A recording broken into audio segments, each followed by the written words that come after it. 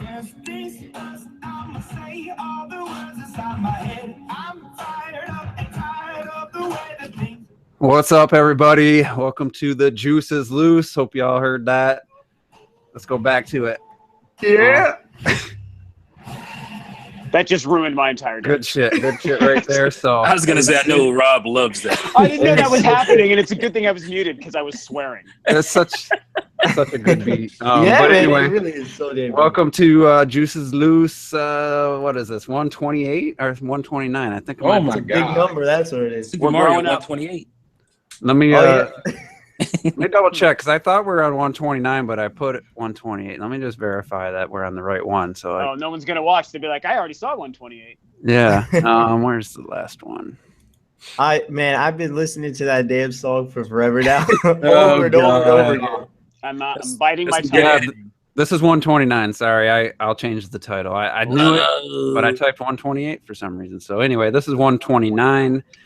Fire Emblem Heroes impressions and more Switch discussion, Splatoon 2 details, and some other stuff. We'll have a game tonight. So, all right, let's get started. Usual guests here, no special guests tonight, so we don't need to do introductions. Let's just get right in. I just want to start by saying to you guys, I'm going to challenge you. We got 25 days till the Switch comes out. So Okay. pick one item off your bucket list Oh, and get it done. Oh crap! Because I am like just working to get through Wonderful 101. I mean, I'm spending some time, frustrating time, getting through this game. Mission 5A took me 1hour and 15. I'm about to say 100 now. What? Man, Almost 100 minutes. Hour and 15 minutes with that stupid Prince Vulcan or Vorkin. you know that there's So more than one of those, and those I know. are I'm on the second or third one. Yeah. You literally get 2 seconds to attack, and then he goes back into his attacks. You have to run and dodge. It's like, what's the point? My biggest gripe with this entire game is you got these awesome Unite morphs that you can combo. Like, hey, you can have 3 of them going at once. But now that I'm, past mission, I think once I got past mission 3 or 4, almost every enemy either just moves out of the way or has some invincibility mode that those attacks, you get literally 2 to 5 seconds to attack an enemy. And it's like, why do you give me all these options? But it's like, it's so difficult because you just constantly, you got to hit and you got to get out. Yeah. I will say in what I think is an otherwise perfect game, those fights are probably the only thing I think they should have toned down because they're ridiculous. That fight, I mean, there's other enemies too like that. There's those stupid cube where they come in pairs. Oh yeah. I mean, you get like 5 seconds to attack them, then you have to get out of the way because then they're invincible and they're become one of your. If you weapons. upgrade your block ability, you can there's like a Wonderful 101 version of like Witch Time kind of where you like pause them and knock them back. That's the best way to take Well, it. actually, that's the dude with the bomb. He does something similar where you And throw the bomb him. guys, yeah. Yeah. Yeah, I mean, I throw the bombs, and then there's like enemies that it doesn't matter even if they're slowed down, they're still invincible in that moment, and it's just like it's just too much. And maybe I should have played it on easy or something, but I mean, I'm getting through it. I do like. There's some awesome moments like the punch out moment. That was great. That was awesome. But then they finish that with a ridiculous, like you're on the ship and it's just dumb, like mindless, like dodge, stupid. Your ship's flying towards the screen and you got limited range to dodge stuff, and it's like, that kind of stuff to me is just throwaway. Like, shouldn't just get me to the next mission. But anyway, I'm through. I'm on mission 6A, so out of 9. Glad to hear you're pushing through. And there's some really good moments in there. But the ending, man. Oh, the ending. The ending was greatness. I was screaming. I was literally screaming. Maybe I'll have a totally different opinion once I play the whole game. And I know if I replayed areas, knowing tactics and things I need to do, I could save myself a lot more grief. But I think it was 5B or 5C. You beat this enemy to get this gear, and it just lies on the ground. Every other item so far I've encountered, you hit Y to pick up. This one, nothing. I'm like, it's glitched. So I kill myself, come back, it's the same. I'm like, oh. So I tried drawing a circle around it, and then these guys lift it out of nowhere. And I'm Yeah, like, you didn't know that? that I didn't Yeah, have to do that's- that yet. There was Oh. there's not a point in the game where I had to do that. And I'm like, or if it was so far ago, like so long ago for me. But I'm like, why is every other item you just hit Y and it picks them up? Like, why is this one different? So just some frustrating stuff that if I played it a second time wouldn't be there. So Mhm. you know, I'm gonna give it some. Some of it's me, obviously, but I really can't see myself playing through it again. So Get good, son. but, so anyway, Get good. put you guys up on notice here. If you can think of something right now you want to focus on, a game, a goal you had, now's the time. You got 3 weeks basically. Xenoblade is out of there in the next couple of days when I get time. All right. I would like to do Xenoblade, but You got I'll enough never time, get to Robert. that. you think I have enough time? Yeah, I you don't do. know. I'm nicely leveled up. I'm ready to go. I'm gonna go back and handle your boy at the end there. You're about to say he gives you so much shit. Yeah. Robert, at least you could definitely get a skull. I already have a skill. No, I have a skill. Oh, you have a skull already? I was Yeah, gonna you could say, beat it I in thought he 25 had- days. Yeah. You could definitely beat it. Yeah, but you can't play anything else. You're requiring dedication there, sir. So anybody else got something they can remember or think of that they can possibly achieve? I think the only ones of what I can remember that I could do is to get it was 3 or 5 gold medals in Star Fox Zero, something like that. Mhm. There you I go. feel like that's probably the one that would be easiest to work into my schedule between now and 3 weeks from now. And I do Was like that to one of put mine? I that game can't in every remember. once in a while. So Yeah, I put it back in not that long ago and enjoyed it. yeah, it's a great game. It's a Right. really great game. So I love to just play it randomly because it's like, oh, it's still a new Star Fox game that we got last year.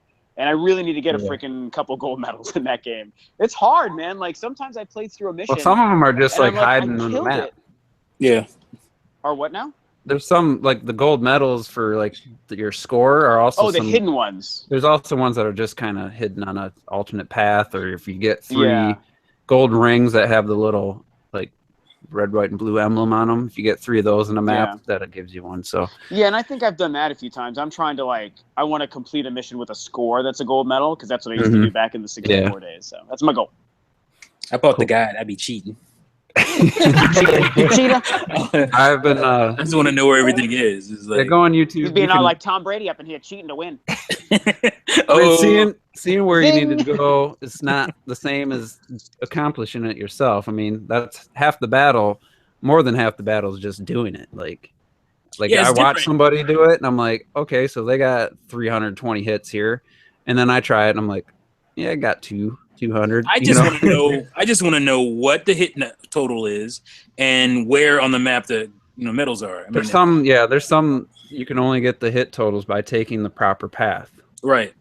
on a level. So that's good stuff to know. You'll never figure that on your own, or No. if you're, I mean, you might get lucky. So, Terrell, I know I can't remember any of your bucket list items. Yeah, but Can you? the only thing I can think to do, and I think the only thing I mentioned how I wanted to beat some of the indie games I bought. So I think the one I'm going to focus on is Freedom Planet because I feel like I needed to beat that one anyway. Plus, with all this Freedom Planet 2 coming, I'm just like, I need to beat the first. I might try that too. We'll see how long Wonderful 1 takes me, but all right. But yeah, we'll just try. I'll try. For my sake, try. We had to try. What if I'll do because I know I had Rayman Legends. I could finish that. That's a shorter game. Wait! Have you not beat Rayman Legends? I'm surprised. I haven't No. beaten that either. What? It came out. I'm salty. It was like one of the only. But remember when we were doing the bucket list and stuff, and all of a sudden I started playing Paper Mario, and then I played Paper Mario. my god! I played both of them. Stop playing that. I am No. I'm talking about Thousand Year Door. beat it. Remember Oh yes, 64? that's what you do. You beat. No. Yeah. Thousand Year Door in 64. I ripped through, but I did beat Color Splash. Remember, I did. Yeah, So. Coast Splash. Yeah, you beat that. All right, so let's get on to some Fire Emblem Heroes impressions for those of us that played it. So let's start with Terrell. I think you're the biggest Fire Emblem fan out of the group. So how are you feeling about this new mobile game from Nintendo? I'm playing it right now, so So pretty good. so and I'm gonna have my first impressions out probably later on the night, but Man, I am surprised at how well made this game is. I literally I couldn't even think of any real flaws except for the one, which I'll say for the end. I like the fact that they included the weapon triangle. You can get skills for your characters like you can in the normal Fire Emblem games when you level them up. They even have something akin to like reclassing and shit. And the orb summoning is addictive. It's very addictive because I hate when people post on Twitter and in this Google chat sometimes of certain characters that you can't get. And I'm just like, son of a bitch, you're gonna make me spend money on this game, and I don't want to do it. I'm swearing, this is probably the most tempted I've been to spend money on a mobile game because it's aggravating sometimes.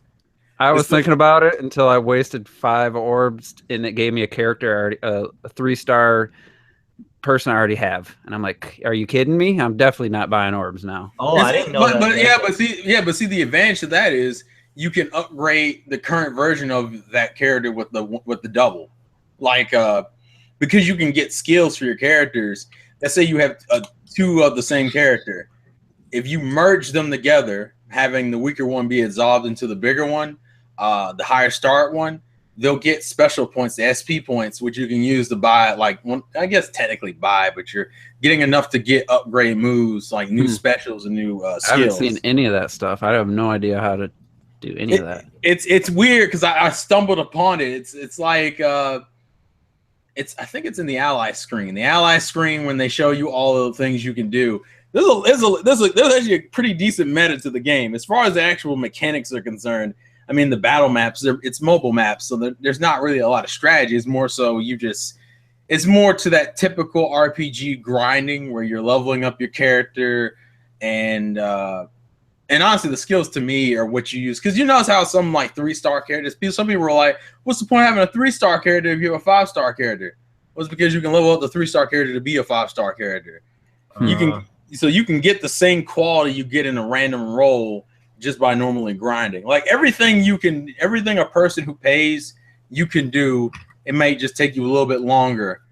So I wouldn't even say this is a pay to win game. It's very addictive, and I'm angry right now because I'm trying to get my fucking girl some of my waifus and I can't do it because life is fucking hard. But I don't want to talk too much. But I'm really enjoying it.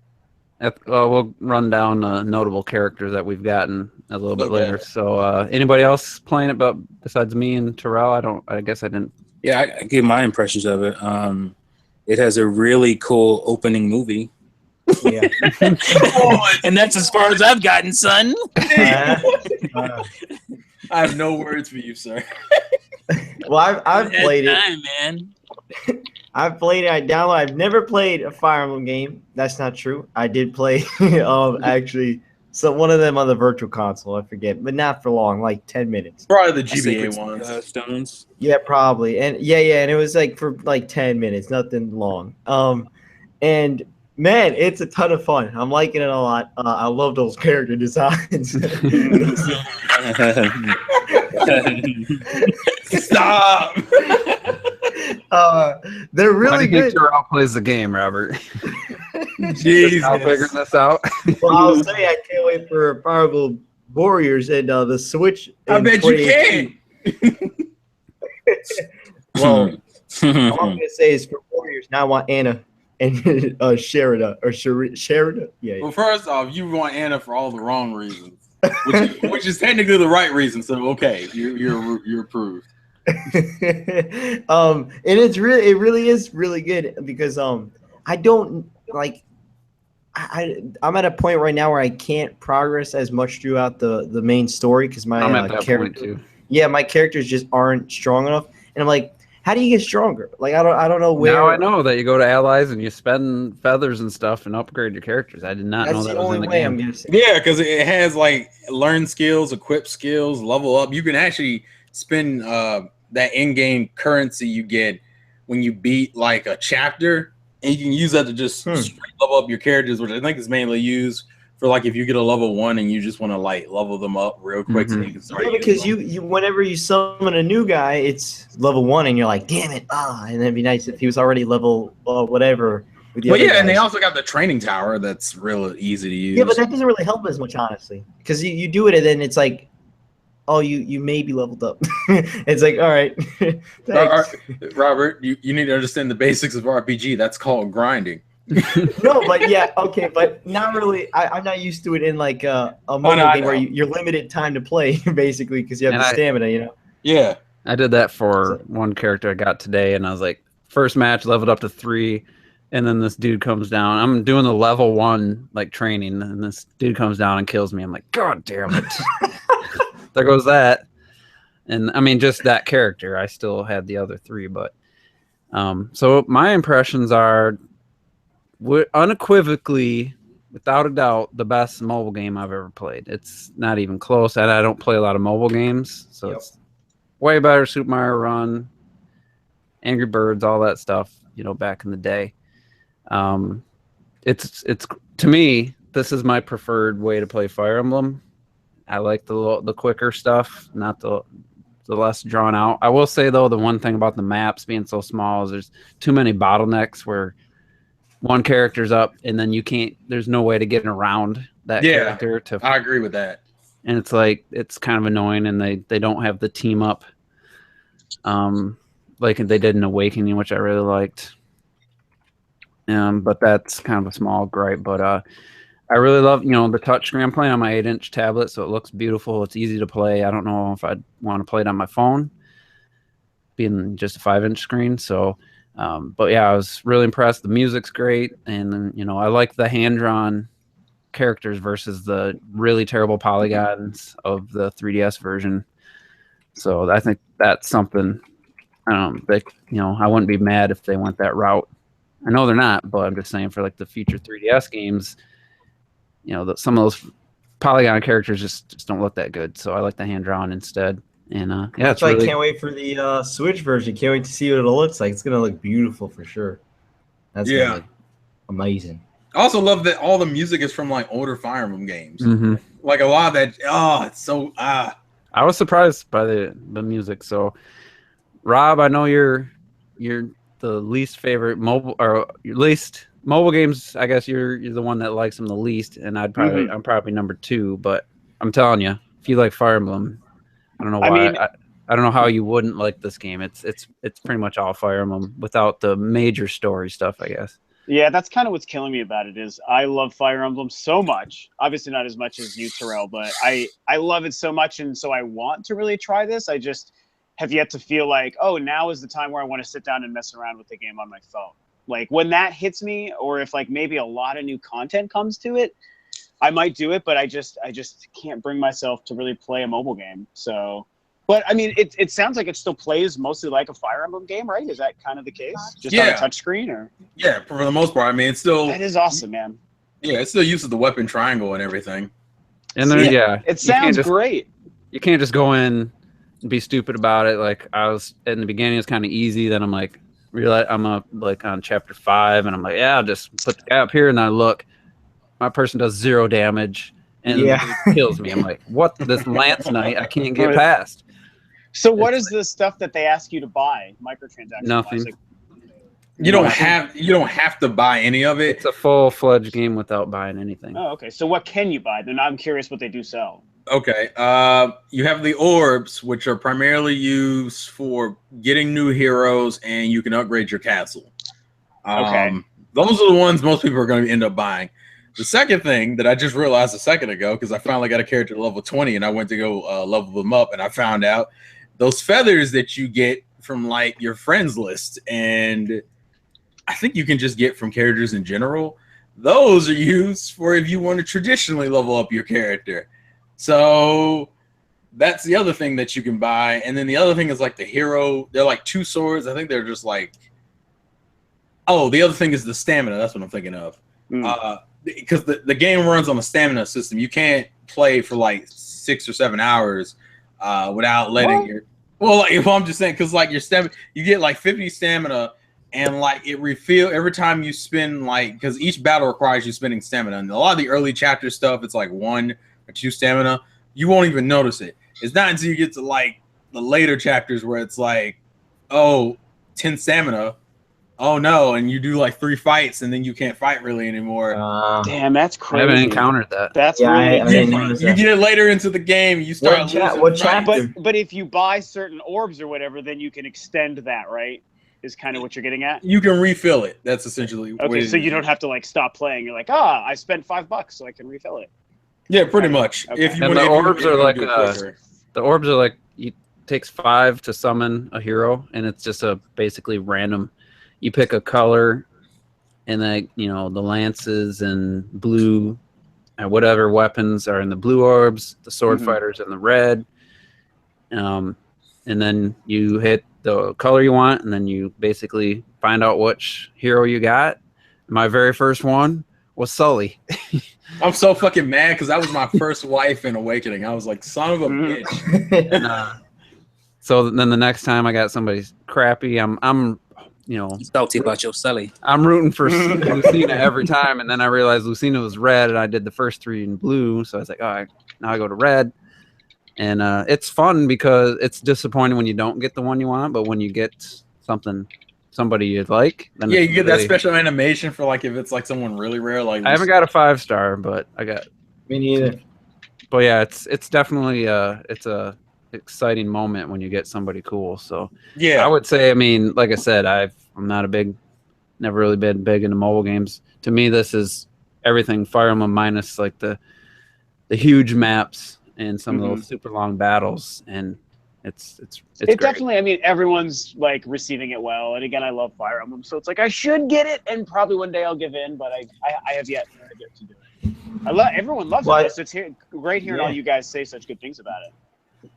Yeah, I mean, I was shocked that it's like I prefer playing this Fire Emblem probably over Awakening. Well, it's like it's like a casual. It's like a casual's Fire Emblem, pretty much. Yeah, that's what I was expecting. But like that's like Nintendo. Like even Mario Run is a really great game. Like it's a well-made little Mario experience. So I expected it to be good. So it's just good to hear that it's great. The feathers you can use to level up people. That's what I'm hearing in the chat. Yeah, the feathers when you get your character to level 20, because that's the cap off in like normal Fire Emblem. You get your character to level 20, and in like a normal Fire Emblem game, you can reclass them into a different class. Here, it's the same basic principle. You use the feathers, and you can pretty much reset them back to level 1. But now they have the base stats of a 5-star character, like if they were 4-star. Or if they were you're telling me I can't just use a feather no matter what, whenever. Like if you're no, they're not. You gotta work for it, Robert. That's what I thought. I wonder why I was getting all this gems and feathers and stuff after missions. That's what they're for. The problem is you're not gonna really start using them until unless you want to get into it. Like you don't have to get into it, but if you want to, it's there for you. Although I have to get my guys stronger because they're like just sitting down now. They don't want to fight. It's ridiculous. Like they need a fight. Stamina ran out then. No. I mean that they're just sucking right now. Like they can't defeat anybody. That's why they gave you the training tower so you could level them up to 20 quick. Yeah, but they take like, oh man. I mean, there was a point where I defeated one enemy, and then when I defeated the one guy, it only went up by like 1 point. I was like, but it's probably because you're over leveled for that enemy. That's a shame. Like when you go to the training tower, it actually shows you what the levels are of the enemies before you even get into the fight. So it's like if you're like level 16 and you're fighting level 5, you're not gonna gain anything from that. Yeah. But anyway, let's go through Terrell and me. I guess will be the only ones that have notable characters. So Terrell, anybody you got that you were pumped? Any heroes that you summoned? I think the one I put on in the chat last night was Kagero from Fates. A lot of the people I have right now are from Fates, which is that. For those who don't know who Kagero is, she's the busty ninja who fucking. Oh yeah, she looks good. But I was psyched about her. A lot of my characters so far are Fates characters, which I don't know. Mine are all Awakening, which is odd. I only have like 2 or 3. Well, that's also because all the special maps, which we didn't even talk about, are like offering the Awakening characters. Like none of them were Fates. They're all Awakening. Which I think that's the only thing I think the Fire Emblem fan base is having issues with, is that like a lot of the characters being pushed right now are the Fates and Awakening cast. But as far as characters, I got Kagero, Oboro, which is another Fates character, Baruka, another Fates, Hana. I got Donald from Awakening. I got Tsubaki from Fates. Oh, and Selena. I got Selena the other night, which is for Awakening fans, you know her as Severa, but it's Selena in Fates. A lot of girls I've noticed, except for like now that's not even me. That's not me doing that. It's just the randomness is only giving me girls. It knows you. Hey, man, I'm gonna let you get with that one, sir. So I got my Sully. She was Crom's wife in my playthrough of Oh, really? Awakening. I got Cordelia. I was excited because I liked her. And then Monq, who's it was just a 4-star. These are all 4 stars. And then a 4-star male Corrin. I was bummed. I you were so salty. I wanted a female Corrin, but everyone else, I don't really know who they are. So, and then Perry. She's a fun character. She's, like you said, she's crazy. She's like Harley Quinn. Actually, yeah, I think go ahead. Don't forget about Weeaboo. That was the best one. Yo, you piece of shit. T's gonna be throwing that fucking shade all night, folks. By the end of it, I'm gonna have a nightmare is next. It's not gonna be mine. But yeah, it's fun stuff. I think the highest level for a character I'm at is 13 or 14. And I learned something about playing mobile games with a big 8-inch tablet is that shit is not ergonomic. And after about an hour, my fingers were going numb. Oh my God. I just need to put that on the damn table. Big 8-inch tablet. I thought you would go somewhere. So whoa, bro. I'm white, T. Oh my God. Hey, now you don't speak for all of us. I'm just saying. Y'all gotta defend yourself, man. Yeah, man. You gotta calm down with that talk now. Come on. Chill out, man. So anyway, I learned it's best to just set the thing on the table. That's what I get from muting. Oh man. But anyway, that's probably the biggest downside to not playing it on a gaming console, even though the 3DS isn't much more comfortable for me. So, but yeah, love it. And it's all, anybody got anything last words on it? We're gonna move on to. Yeah, I got one thing. The one complaint I have about the game so far. Got Nintendo. You had me connect my Nintendo account, and I'm still using friend codes to add people. What the fuck? Yeah, I was surprised to see everyone talking about friend codes. I was like, where did that come from? It doesn't really do anything. The friends don't really do anything. No, that's how you get the feathers. Yeah, I realized that, and I realized how important the feathers are now. But it's just a stupid. It's like what? And then apparently they're adding in a feature to where you can like play your friends, because there's still like parts of this game that aren't like unlocked yet. Like if you go to the battle menu, there's like a section at the bottom that has question marks on it. So they're still adding in content. But the one thing that just pissed me off as far as the launch is concerned is that North America got it like almost dead last in compared to the rest of the world. Yeah. And B, why the hell am I still using friend codes to add friends? Friend code, man. What the hell? It's like as a Nintendo owner, I'm kind of used to it, but we just progressed past that with the Wii U and everything. You're just kind of like, man. Also, Miitomo, you can connect friends from Twitter and Facebook. So why? What is that about? I didn't even think about that. That's true. With mobile games. What they need to do, because like I don't have a friends list tied to my Nintendo. Like that's the first step they need to take. Like, yeah. So hopefully they get that in place or whatever the app is and stuff, and then in the future. But we'll see. Next thing I just want to talk about. I mean, I don't have a lot really to discuss about this, but I just want to give Game Explain some credit because I do throw some shade at them for their discussion videos many times on the Juice is Loose. I just don't think that their discussion when they play something or see something, they kind of just throw an open discussion out there. I think their videos are terrible. I think their opinions are usually way off base. But when they they're going to the woods a lot. Yeah, it's like sometimes I'm like, are these guys Nintendo fans? Like they really go negative a lot of times. But anyway, and a lot of uninformed stuff gets thrown out in those discussions. But when they do the analysis, I mean, no one's better. Like they're untouchable. When they do those, they're one of the best YouTube channels out there, in my opinion. So they did one for Super Mario Odyssey, and I didn't watch the whole thing. I think I got 20, 30 minutes in it. It's like an hour and 20 minutes. It's their longest one based off of a single trailer. And I was going to say, isn't Breath of the Wild? Yeah, but that wasn't all trailer. the footage. Yeah, that was all the footage. Yeah. I just got to say, wow, like they really outdid themselves. And how long is that video? Do you remember? Hour and 25 hour minutes. And 23 minutes and some odd seconds. And I watched like the entire thing. And then I started watching it again. That's how much I liked it. I will say this. I don't know if you guys could tell after we did the Switch reveal, January 12th impressions. I wasn't super like pumped after seeing Super Mario Odyssey the first time. Like I was kind of like sick to my stomach when I saw the real world setting the first time. I was like, what? This looks stupid. Like this looks bad. And then as the trailer went on, I was like, oh, that looks cool. That looks cool. Like, that forest setting's cool. That the desert looks great. You know, the polygon world looks great. But after watching Game Explain, I turned it off after they finished with breaking down everything about the city.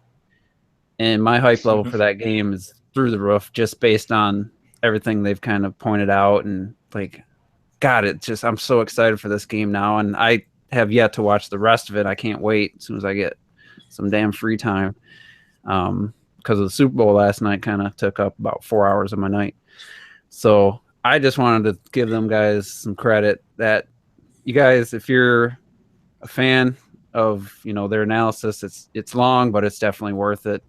And if you're like kind of on the fence like I was about Mario Odyssey, not really on the fence, but I wasn't as excited as everyone else. Like now I'm like, damn, they pointed out just seeing the game more and seeing it again. I'm over the fact that it's a real world looking city in the one area. And I'm super excited to play it now. It's like, I'm getting that Mario 64 vibe when I saw that big spread in the, I don't know if it's Game Pro or whatever. They had like 8 pages of like full screen photos. Man. Like I'm getting that feeling, that excitement again. And it's like, wow. And I don't know what was wrong with me, but I wasn't one of the people that saw Super Mario Galaxy for the first time and got pumped. So, yeah, I don't know what's wrong with you, man. That's wrong with you. I mean, it's a great game, but when I first saw it, I was like, yeah, that looks cool. You know, I was big into Metroid, right? I was more looking forward to Metroid Prime 3 at that moment, but that is a completely fair statement. But after playing them both, I mean, Galaxy's way better. So, yeah, well, I mean, I wouldn't say way better, but I definitely liked it a lot more than Prime 3. But anyway, anybody has any thoughts on Game Explain? I just wanted to give that some cred. I mean, the only thing I'll say is I like those guys quite a bit. So I'm just excited to hear that they did an hour and a half Odyssey kind of thing, because I do think that for sure the best things they do are those, what do they call them, analysis, right? Like those analysis machines. Big game explain videos. Those are the best ones. Yeah. Those are great. And I mean, I'll just say I do still like them. I don't agree with them all the time, but I like it when they chat. I think they're fine, even though sometimes they say stupid stuff. Everyone says stupid stuff. So I'm excited to watch that. I never even watched the Breath of the Wild one. They did like it's fantastic. It's fantastic. It's like 2 or 3 hours, isn't it? Yeah, I blacked out for a while after that. It's crazy. So I want to watch them both. Yeah. Yeah, I watched the whole thing, like I said, and I started watching it again about halfway through it, my second watch through. But like, as good as all the stuff, I mean, they point out so much stuff. Obviously, you're just watching the trailer, so you're not like fine toothing that thing. But they point out a lot of stuff. I mean, they break down like, you know, what part where you are on the map and this kind of thing, all kinds of crazy stuff. But the thing that gets me even more excited in watching that is that I know Nintendo is still going to wow us with the next trailer for this game, because that's what they do. They're so good at like, oh, that was awesome, but then bam, whoa, like the next time. And so, you know, the next time we see it is going to be like expanded, you know. That's so true. Blow us away even more. So that's what excites me the most. Is just like, I'm super excited already for this thing, and then after watching their video, it was awesome, and that made me excited. But when Nintendo drops the next, you know, trailer for it, and which will probably be what, maybe E3, Yeah, I bet probably, around that yeah, time. I would Probably think E3. You know it's gonna be because they did that with 3D World. Even like 3D World was like, it looks pretty cool, yeah. But then we saw that second thing. It was like, holy crap! It was way better than the first reveal. So I'm expecting that to happen again. Yeah, I've been wanting to make that point since we've, the 12th event, and I keep forgetting to say it. What you just said, that wait till you see Odyssey the next time, because I guarantee. Well, and knowing Nintendo, wait till we even get the final game, and there will still be stuff that'll blow our minds that we never saw in any of the trailers. Like, they always keep some great stuff out of the previous trailers. Like, the final game will actually have surprises in it, as opposed to like, oh yeah, I remember this in the trailer. Like, it's going to be amazing. And the music, I mean, we still haven't really heard a whole lot from the music. I don't know if Game Explain pointed that out from the trailer. I mean, I didn't really get a vibe, just like in the first time we saw 3D World. I didn't think anything of it. The next time we saw it, oh, jazz music, this is what they're doing. No, if you heard it, sounds almost a lot like Galaxy. You should go back and like just listen to the soundtrack itself, and it sounds a lot like Galaxy. That's what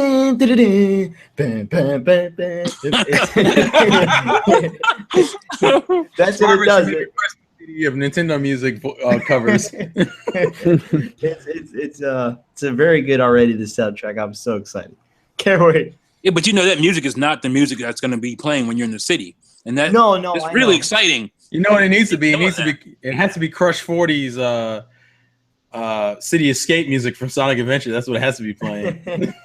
Yeah, I'm just saying that the music is going to be even more exciting than what we already heard. Well, no, that it actually maybe because I remember that's probably the main theme of it. Yeah, that's what I was gonna say. It's probably the main theme because Galaxy 2, its trailer played the main theme. Yeah. So, well, we'll see.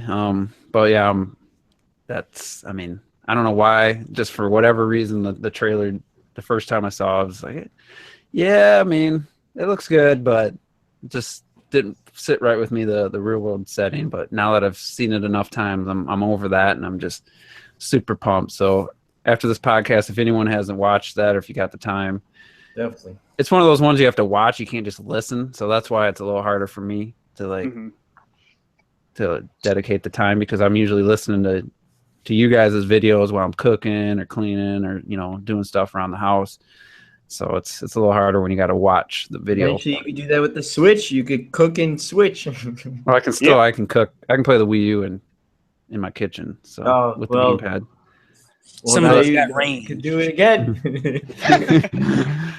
It's hard. You can't play and cook at the same time. Just so you know.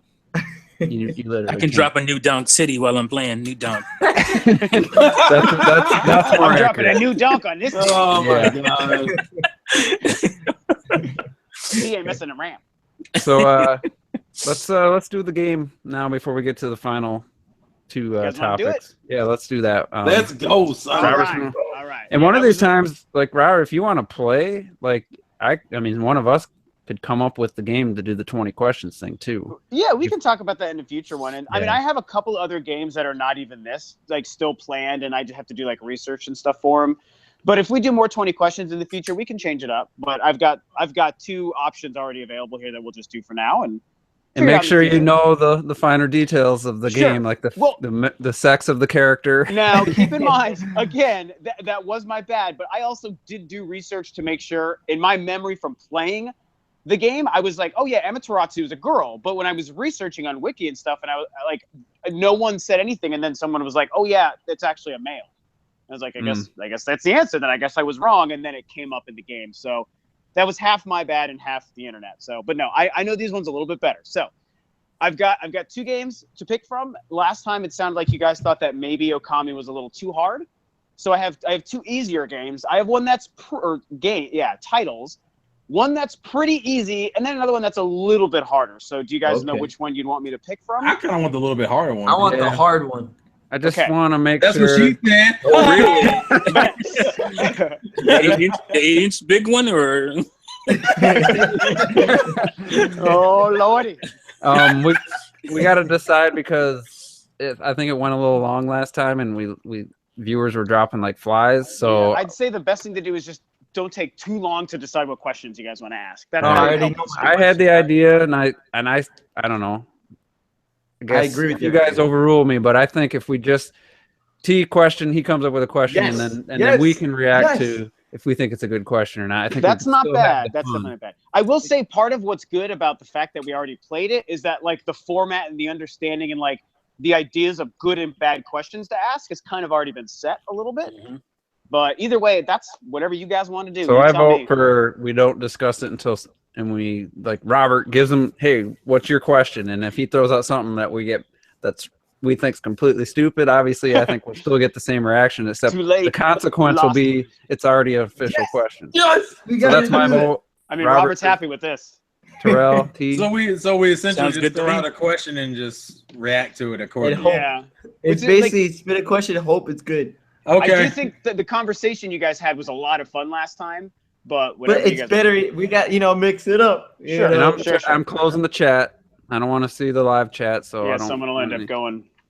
And I'm gonna keep an eye. Like if we're not even close in like with 10 minutes, then we're gonna have to Yeah. wrap it up. So Keep in mind, though, as hard as we thought Okami was, you guys did figure it out. So I will just. well, I say that. looked in the chat to figure it out. Oh damn! Oh, did you? I had you no cheated. clue.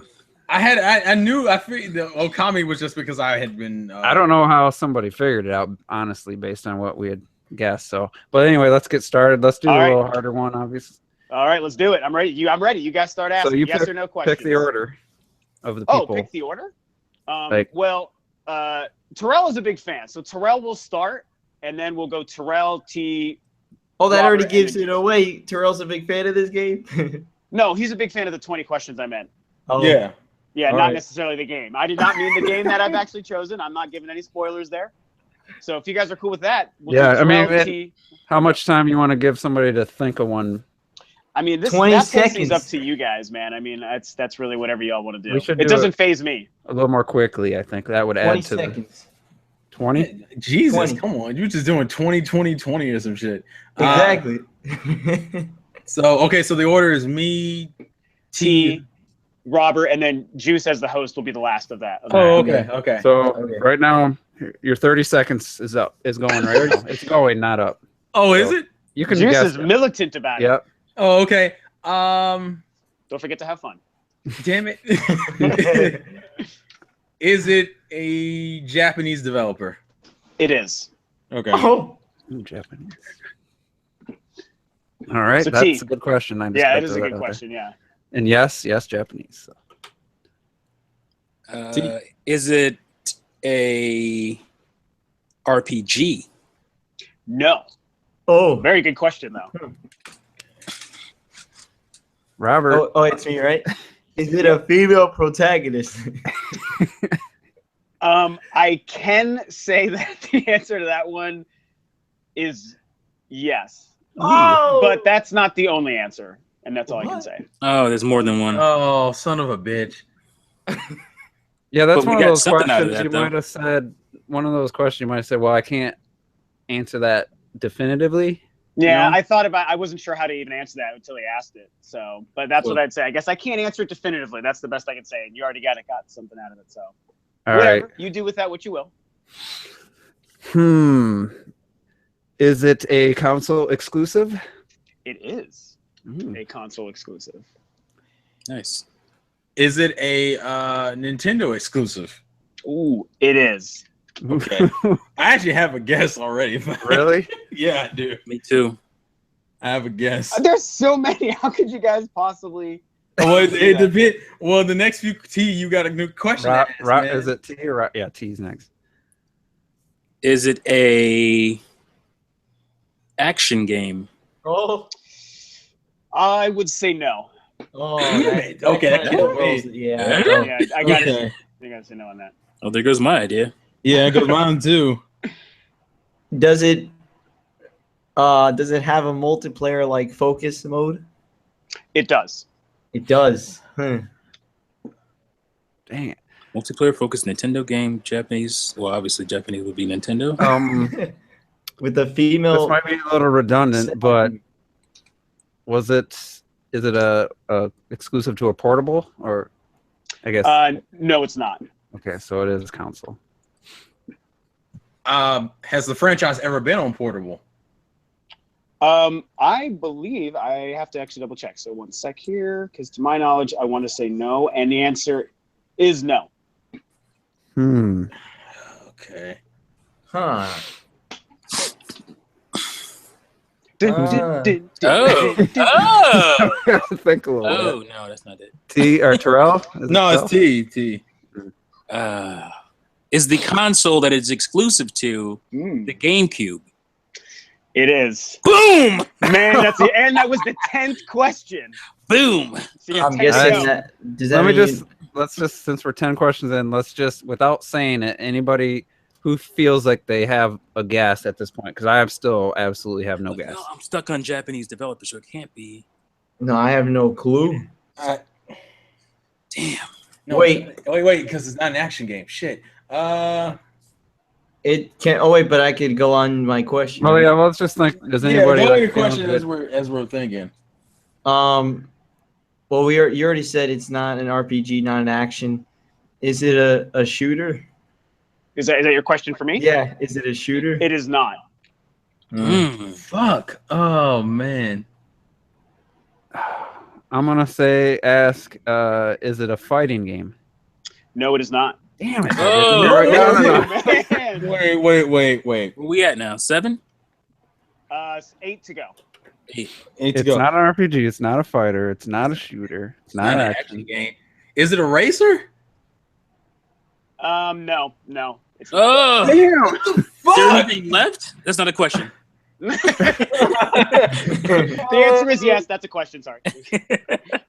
What is left genre wise? Huh. Oh. GameCube. It has a. Well, it could be a horror game. Oh, I think I have an answer. I think I have. See, what's your question before you get an answer? But no, that's an action game. I think it's kind of action. All right, my question is. Crap. Okay. GameCube. Damn it. We said Japanese. That doesn't confirm it's Nintendo. It's the developer. Yeah, but I don't think it is. Is it a Capcom game? No, that's a good question. Boom. All right. Is it in the horror genre? Wait, isn't it Robert's question? Yeah, I think it was mine. Oh, damn it. Sorry. Is it in the horror genre? No, it's not. Damn, that's the one left. What did you think it was? I thought it was like a Silent Hill or something. But Wait a minute. I have a guess. No, it's a console exclusive, man. I know, but Silent Hills have had console exclusives, I think. Not to the GameCube. Or Fatal Wait a Frame. minute. Duh. All right. Go ahead, GameCube. Juice. So, Juice, it's you. Oh. You guys I'm sure you all know this game too. Like I know it. Imagine a world where you don't know this game. Probably own the damn thing. It's embarrassing. But I tried not to, pick the. Wait, really who's the obvious. next person? It's Juice. Me.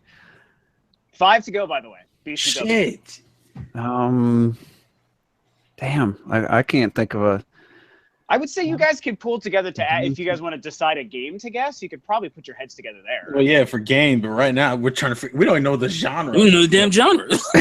I have a question to ask. But if it's like kind of a female protagonist, but kind of not. Like That's a big clue right there. That's a See, what big does that clue. even mean? That means it have multiple characters. That means it's androgynous. Boy, that should be some shit. I mean, the GameCube was one of my least supported systems. I mean, I had a lot of third-party games. Ouch, that hurts me. So I'm just gonna ask: was it a Nintendo-developed game? It was not. It was not. I knew. Oh shit! I really Damn thought this it. was gonna go. Wait, okay. easier. Is it a puzzle game? So I'm tempted to say yes. Oh. I feel like I could probably say enough yes.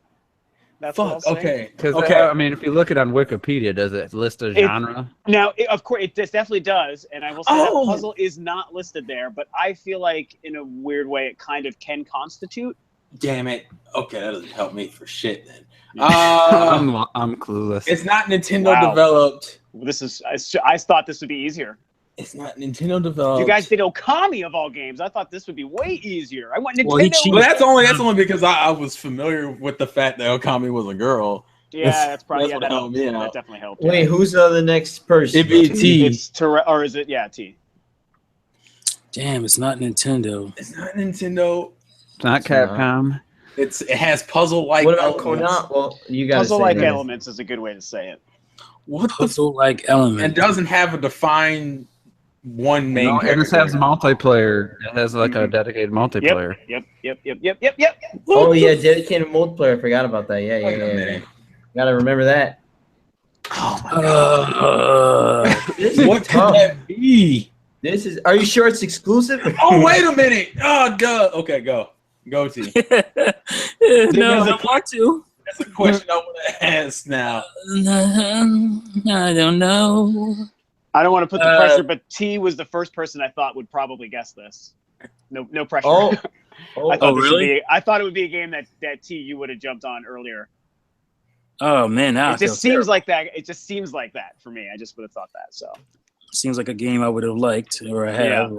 yeah, and I might be wrong. Maybe when you hear what it is, you'll be like, I didn't like that shit, but I just would have guessed it would have been your kind of thing.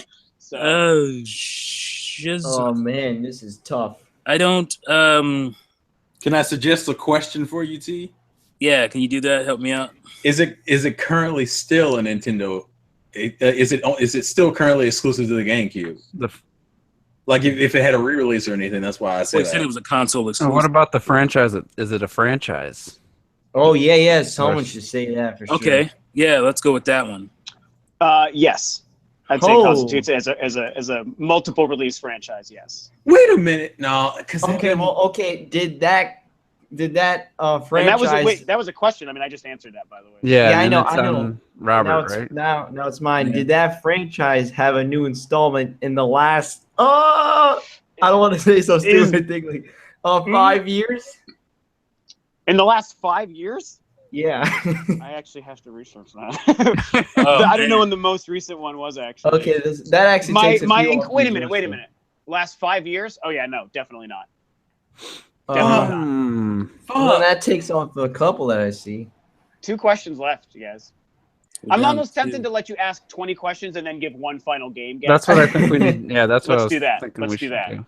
So you guys can ask 2 more questions. 2 and more? then you can, yeah. It's on me. Yeah. yeah. I don't know. You guys got this. I know you do. I believe in you. That belief is misplaced. I thought I had it, but then That's a misplaced belief, sir. Yeah, I think you maybe. said it wasn't Capcom, so goddamn. It's not Capcom. It's a Nintendo exclusive, and it's by a third-party developer. And it Third-party the last Japanese installment developer. wasn't Yeah, what the fuck? What else is there? in the last 5 years. That really changed. Wow. Me. Damn. I guess you never know what's going to be hard and what isn't going to be hard. Yeah, this feels harder than Okami. I'm sure the people in the chat are just like, oh, we know what it is. You morons! We're at like 12 minutes here, so Wait a second, I might know it. Just start spitting out. I mean, you guys, doesn't matter Wait, if I do you hear think? you Hold on, talk do you about guys think? And can I whisper it? Well, that doesn't just make say it. sense. If you Yeah, got just it. say it. Can you whisper? There I'm are sure. some good guesses in the chat, but I will Super say to all Monkey the Ball chat 2. folks, Give me one what? has said it yet. Oh, I'm sorry. Robert? Go ahead. Super Monkey Ball 2. That was they released them on the Wii. Yeah. No, but that wasn't in the last 5 years. The last 5 years. Didn't they release that on? Didn't PlayStation get the Monkey Ball? I was thinking about Monkey Ball. What is PlayStation 4? what is Monkey Ball genre technically? Platform. It's kind of a platform. That's a pretty good guess. And it features Yeah, right, some female. I got people. a question that will. Did it have multiple games in the series on the GameCube? It did. So it could be. Could be. I'm telling you, it's Super Monkey Ball 2. Well, I was thinking Oh, it was some Monkey Ball, but I wasn't sure. Well, how do you know It's- it's the second one though? Because think about it, it's exclusive. I don't see the other one exclusive, and also it's Sega, right? Japanese, and then you got a multiplayer mode in Super Monkey Ball 2, and it's got female monkeys, and it's. But what's the difference between 1 and 2 though? They're both exclusive. I thought. Yeah, about to say like I don't what? see no, but I don't see number 1 exclusive. Doesn't say One over has to be here. exclusive. It doesn't One, say one over would here. have to be because I think Monkey Ball is kind of. Oh. I have a question then. Juicy Well- already gave your question, didn't you? Well, Or no? Super Monkey Ball Jr. was on the Game Boy Advance. No. But that's a Go ahead. separate game than the one I asked if that game had been on mobile. The franchise has, but not the game. If that's the game, then that would. Wait. Is it my turn or your turn still? I already asked the question. I think, and this is the last question, so I say you guys just decide which one you want it to be. Well, here's What do you guys think? Here's my question: did the franchise start on the GameCube? Yes. Okay, That's probably it, man. that has to Except be. for, according Pokeball to this, there was an iteration on Android in 2014. Oh, does that mess you up, Rob? Maybe. Yes. And PlayStation Vita in 2012, which is 5 years.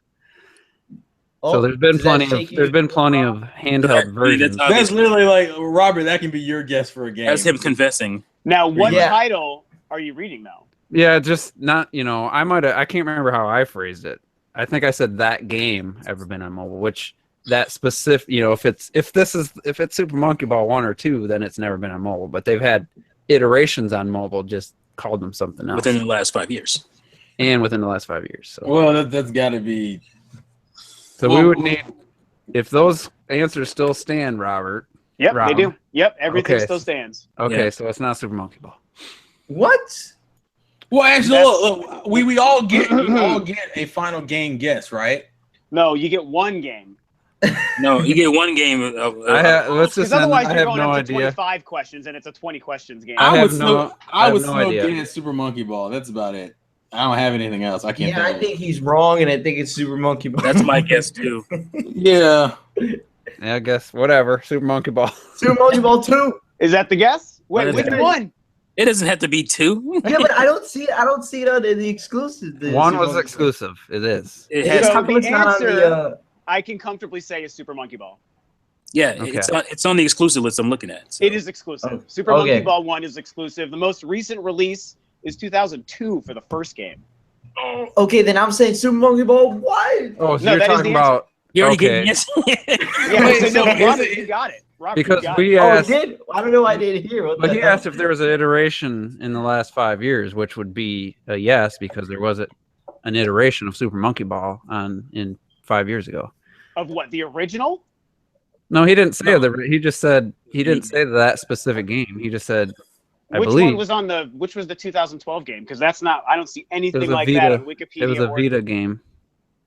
Was it just like I didn't even know the Vita got a Monkey Ball game. It's a Monkey Ball game. It wasn't the same one as the GameCube one, but he didn't say right. He didn't say that it wasn't this specific game. He said, "What has there been an iteration in the last 5 years?" Which would be well, maybe I took the iteration thing the wrong way. It's all I was looking at Super Monkey Ball. So. We got the answer. Yeah. You got it. So there you go. Not impressive. Good job. Yes, and you are right. That was one of my that was one of the games I picked up with my GameCube. Me too. Dude, I totally would have thought that'd been a T game. But the reason I didn't think about it, I don't know, for whatever reason, I don't always associate Sega with Japanese games. I just don't. Really? I guess. I do because of my Sonic Glove, and for some reason, doesn't make sense to most people, but to me, it just Sega doesn't feel like, oh, it's Japanese. I get that. Your guys' early questions were so good, especially T. Within like the first 3 or 4, you asked if it was a GameCube game, and I was like, oh, they're gonna get this in like 11 questions, and it took all the way. I think it was around 18 to go that Robert said Super Monkey Ball. That was literally. Asked if there were monkeys. That would have kind of broken down. In hindsight, is 2020. Are you about to say, come on now? I would say that was the first GameCube game I ever played, Super Monkey Ball. Really? Fun fact. There you go. Fun fact. Huh. Yeah, that's a 2001 game in Japan and the United States. That might be the first game I played too. I don't think I jumped into Rogue Squadron. I think I played Super Monkey Ball. Now I'm thinking about it. I might have put in Rogue Squadron first. It was that Madden and Super Monkey Ball. Oh man. I did not get loot. I never owned Luigi's Mansion. We bought the same damn games. You had to pre-order it with 3 games at EB Games at the time. That's the only way to get a pre-order. Plus, I got mine from Walmart. That's so crazy. Because I had to do that for the Switch. What are you gonna pick? Because I was working at Walmart at the time, and I got a 20% discount. I remember walking out because the only one we had discount was in the mall. That was the only EB Games or GameStop that in my town was in the mall. And so I had this bag, and I'm excited. And I see my brother's friend who's like in his 40s, and that's 2001. So I mean, I was in my 20s, and I still felt a little, even though back in those days, I mean, I was Nintendo and proud, but I still felt a little bit when he asked me, "What'd you get?" And I was like, was like, yeah, I got the GameCube. I wasn't I wasn't as confident as. You got a purple lunchbox? No, it was black. It was black. Oh, those are rough days, but good days too. Yeah, because I was the only one that I knew. But anyway, let's move on. Sweet. 2 victories in a row. You guys are 2 for 2. And Robert, without you, I don't think we would have got that one. Yeah, Robert nailed it, man. When he said that, I was like, oh snap! I definitely would have thought of just say, are there monkeys? I mean, obviously, like I said, but you wouldn't ask that question. Why would you ask that? Yeah, you would have never asked that if you didn't know what the game was. That makes no sense. That's a waste of a question. You could go back in time so I can do that. Well, that takes out Donkey Kong then. Yeah, if he says no. So it's not like every question was fantastic, but. But that's the way you do it. You got to whittle it down. Like the questions are way better this time. Because of the genre, that would make it tough. Because it is a puzzle game, but it's also like a platformer. So. And yeah, it's listed as party platform, which I agree with. But I was like, puzzle, I feel right was good enough to say yes, I guess. It's kind of a puzzle game. Yeah, I didn't want to say no to that. Yeah. So. I'm getting an echo if anybody else is hearing it when Rob talks. I didn't hear I'm on my. I hear the echo too. Oh. I'm on my headphones. So I'm on my iPhone too. Yeah. T Hello. muted himself. Am I echoing? Hello. No, it must be T because it's gone now. Okay.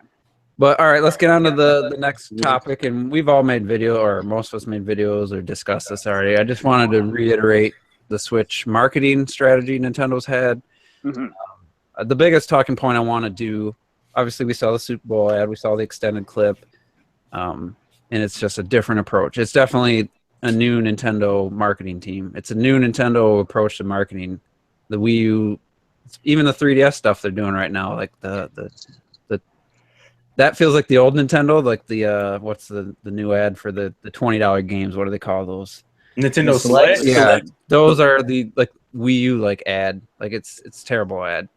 But the Switch is great, and I think we all agree. But here's the thing: the UK's got a different slogan and a slightly different approach to the ad, especially at the end. They show the Switch docking, which they do in the US ad, but in the UK or Europe, it shows a TV come on a second later with the game as the ad ends, and then they have the slogan, play anytime, anywhere with anyone. And in the US, it's switch and play. Now, I like them both, but I think they should both regions should use both slogans if it was up to me. So what do you guys think? Let's start with Ms. T.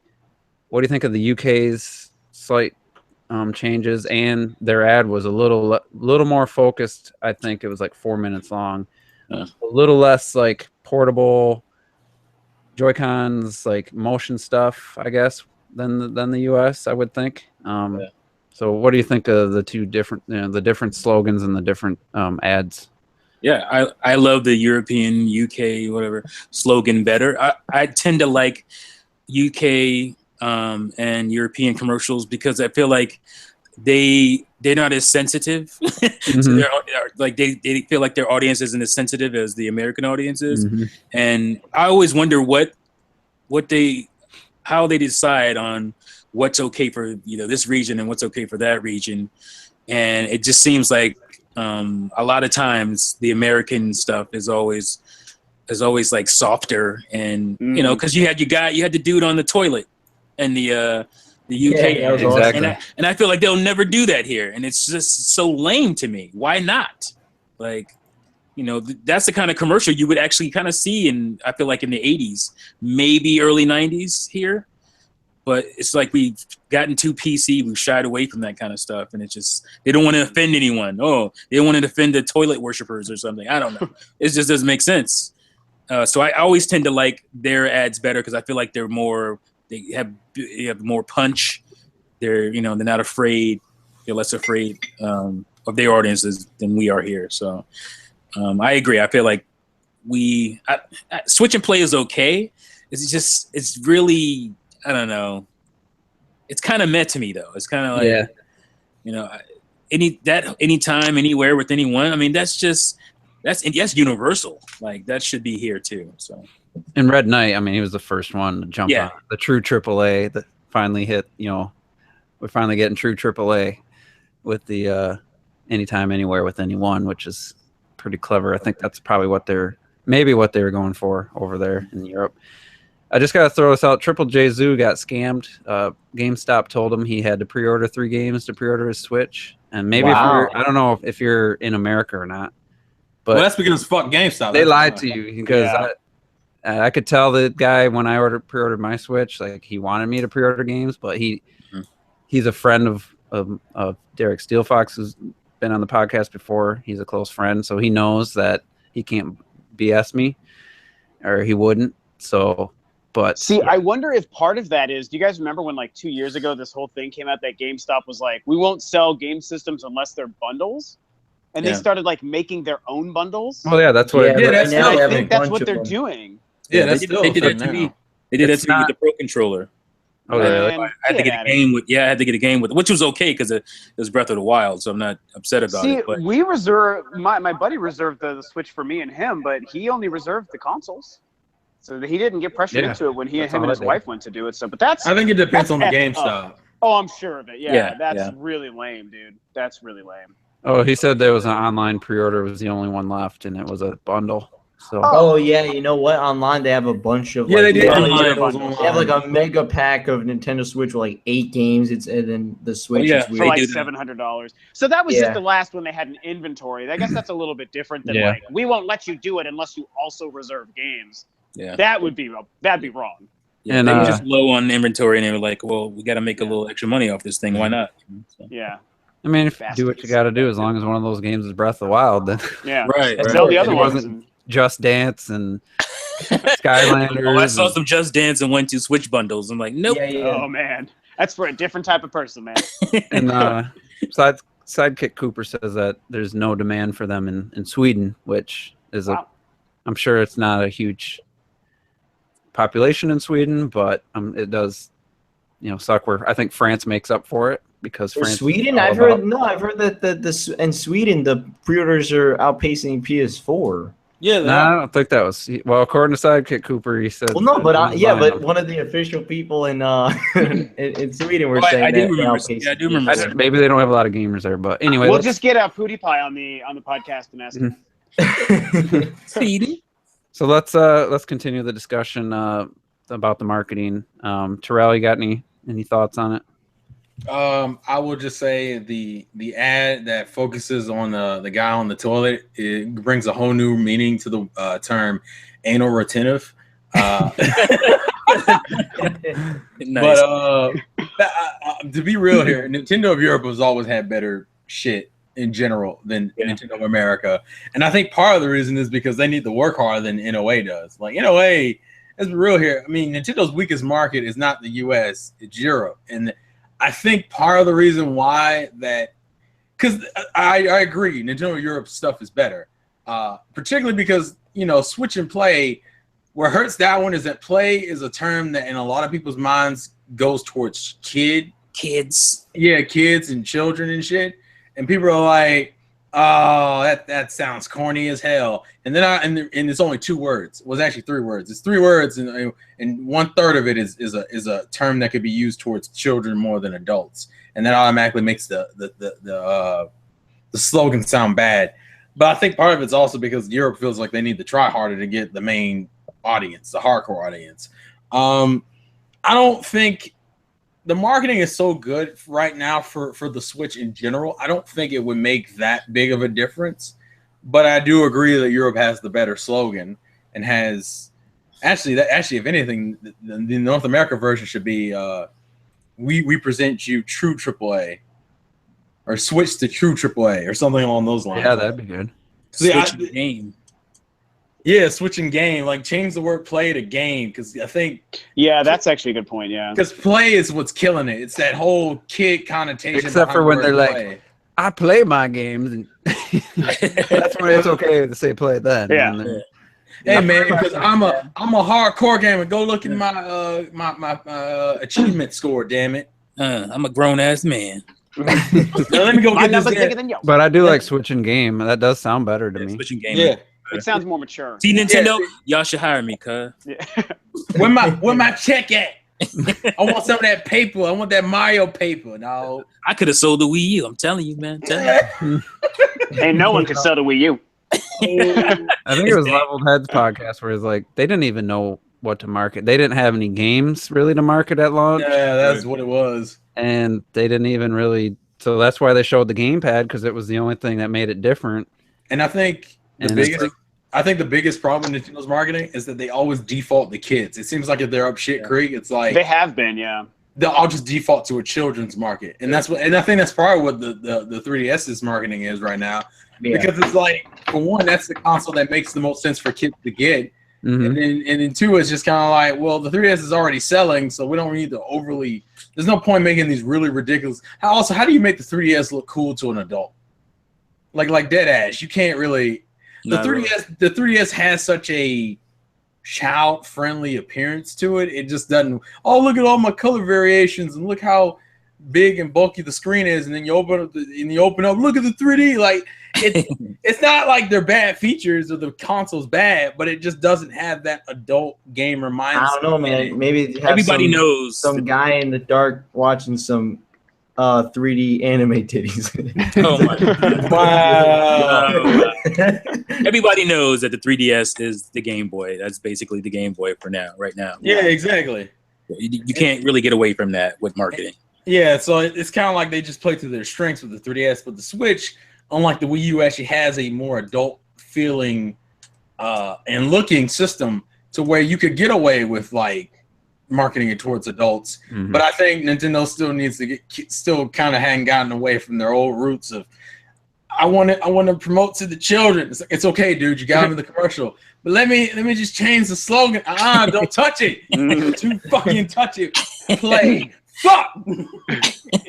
I will say, and somebody pointed this out in the chat, and I'm gonna ask Robert what his thoughts are. But think of this: truly, the TV ads. Those are for the casuals, like the guy I told you guys about who thought God of War was coming out. Yeah, people like us don't need the TV ads, so think of it from the perspective of who would be drawn in by a TV ad. Like they don't go on YouTube, they're not watching trailers for games.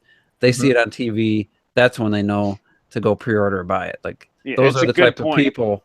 Very different approach. I forget who brought that up. I'll give him a shout out. So with that in mind, Robert, what do you think the success of the commercials has been, and how do you feel about the UK versus the US? Well, I definitely think they've both been great, because they just show off, like they're very simple and they're quick to the point, and then like the casual looker would be like, oh, that looks cool, let me get it. It's definitely that simple, like how, for instance, with the Breath of the Wild commercial, they show the big landscape for Breath of the Wild, and people are like, man, that Zelda looks crazy. And then then people are gonna pre-order it and buy it. And so that's why and then even the UK, like I was saying, the Mario Kart 8 Deluxe it's just the game. It shows it's got 2 items, it's got these new characters, and it shows off the battle mode, and then they dock it, and it's the end. And it's like, oh, did you see that? They got King Boo in it, guys. It's simple, quick to the point. It's like, oh, new Mario Kart, nice. And I really think I like this approach where they just show the game, and it's just quick. They show it undock, dock for both, the US and UK, and it's great. I haven't seen Japanese commercials yet. I don't know if we've seen that yet. They got some sweet. I don't think so. Yeah. They got sweet signs in like the subway, like I've heard they wide Breath of the Wild. That's so cool. Amazing. From the cover art of the U.S. release of the game, and that's effective as hell, because everybody in Japan rides the same way. Yeah.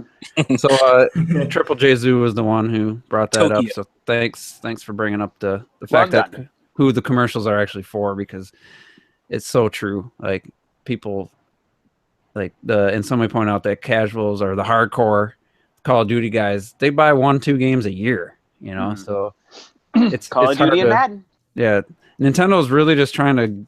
They need this. The marketing needs to convey, hey, this is what our new system's all about, and here's a amazing game we want to show you. Like they got to do both those in a 30-second ad.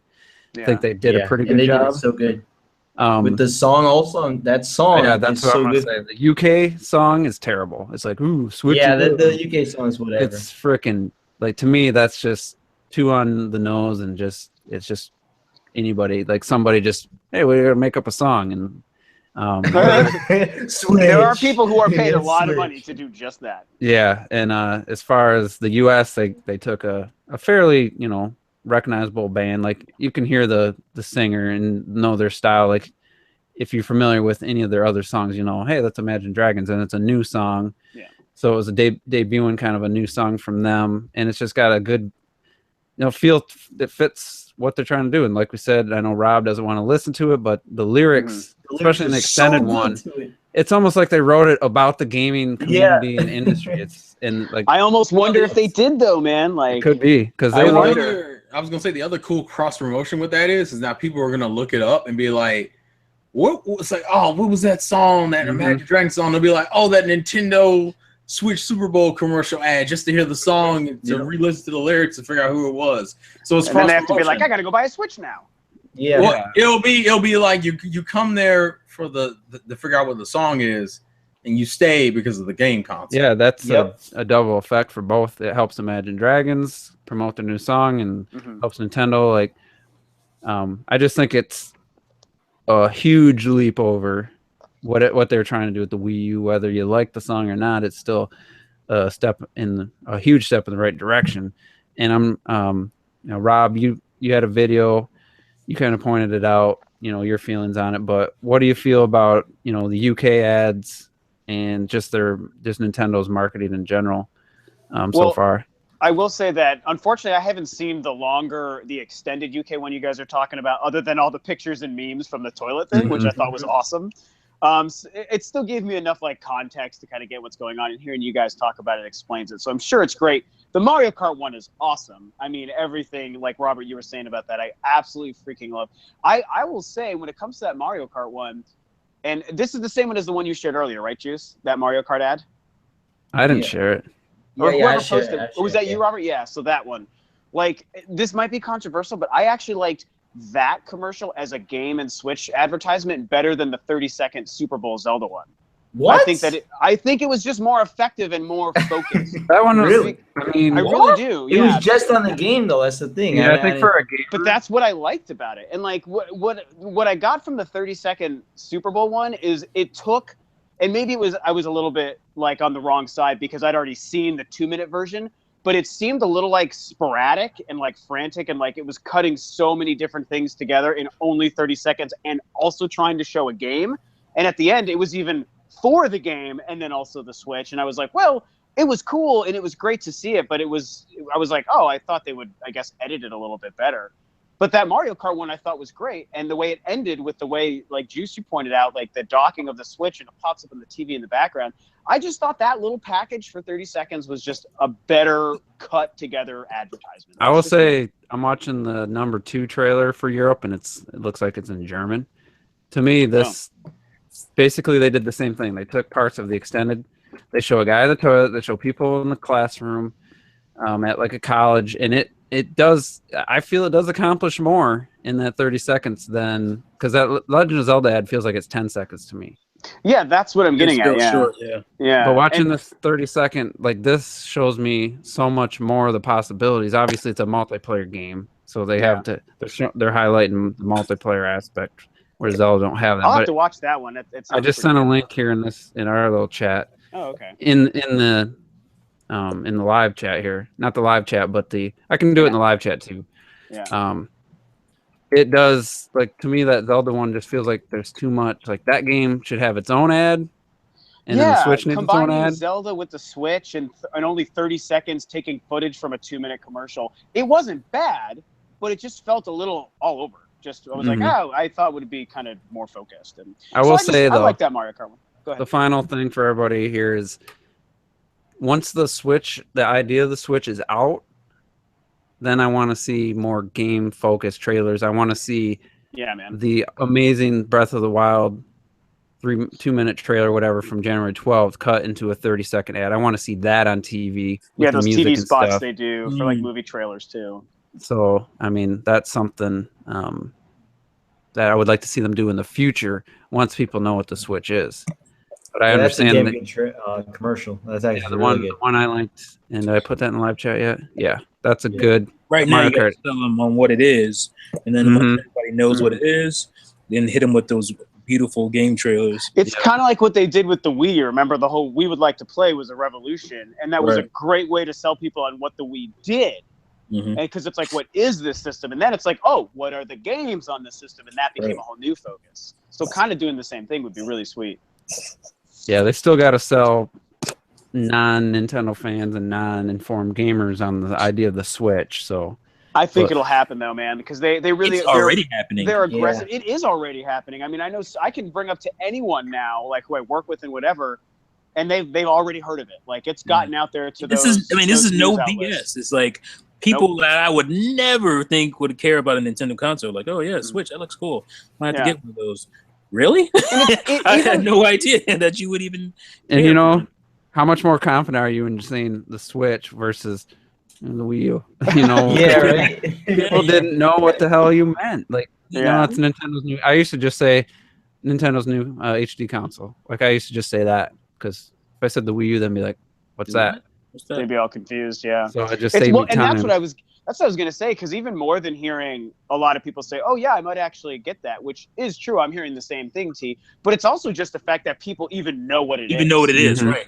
And like It's the Wii amazing. U, which I'm like Juice. I would bring up that. It's like, what's that? It's And you'd be like, I don't want to explain console. Well, I already got a Wii. No.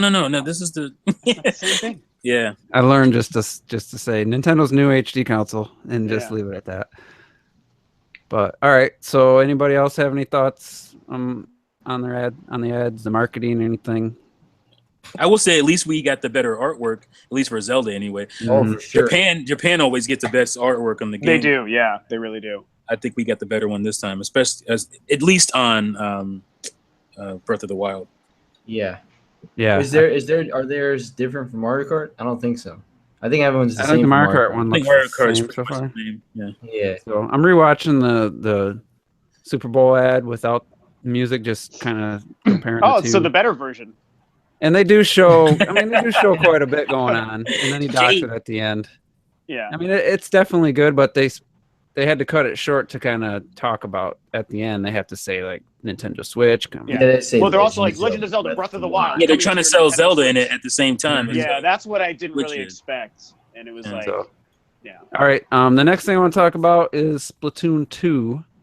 And we got some details, and I think it was Red Knight and myself and T were kind of chatting about this, and you guys, I forgot where I found, where that information was, so I kind of scrambled some stuff together. So if I'm leaving something out, basically they were talking about the single player is going to be about the same amount or same length, and they want it to be a tutorial again so people can get used to the controls, which I couldn't have heard something worse other than there's no single player. Like, Yeah. I mean, it doesn't mean it won't be great, but you don't need another tutorial again. Like, anyway, that was one of the things they said. They said there's going to be new maps, and then they're going to rework some old maps or remix them. And there was something else, and I cannot remember what other thing was like confirmed. They said the voice chat obviously is going to be in there. Weapons, they're going to, kind of have new varieties, bring back some old ones, but have mostly new. And then that's kind of it for like the stuff that we said for sure. So let's start with this.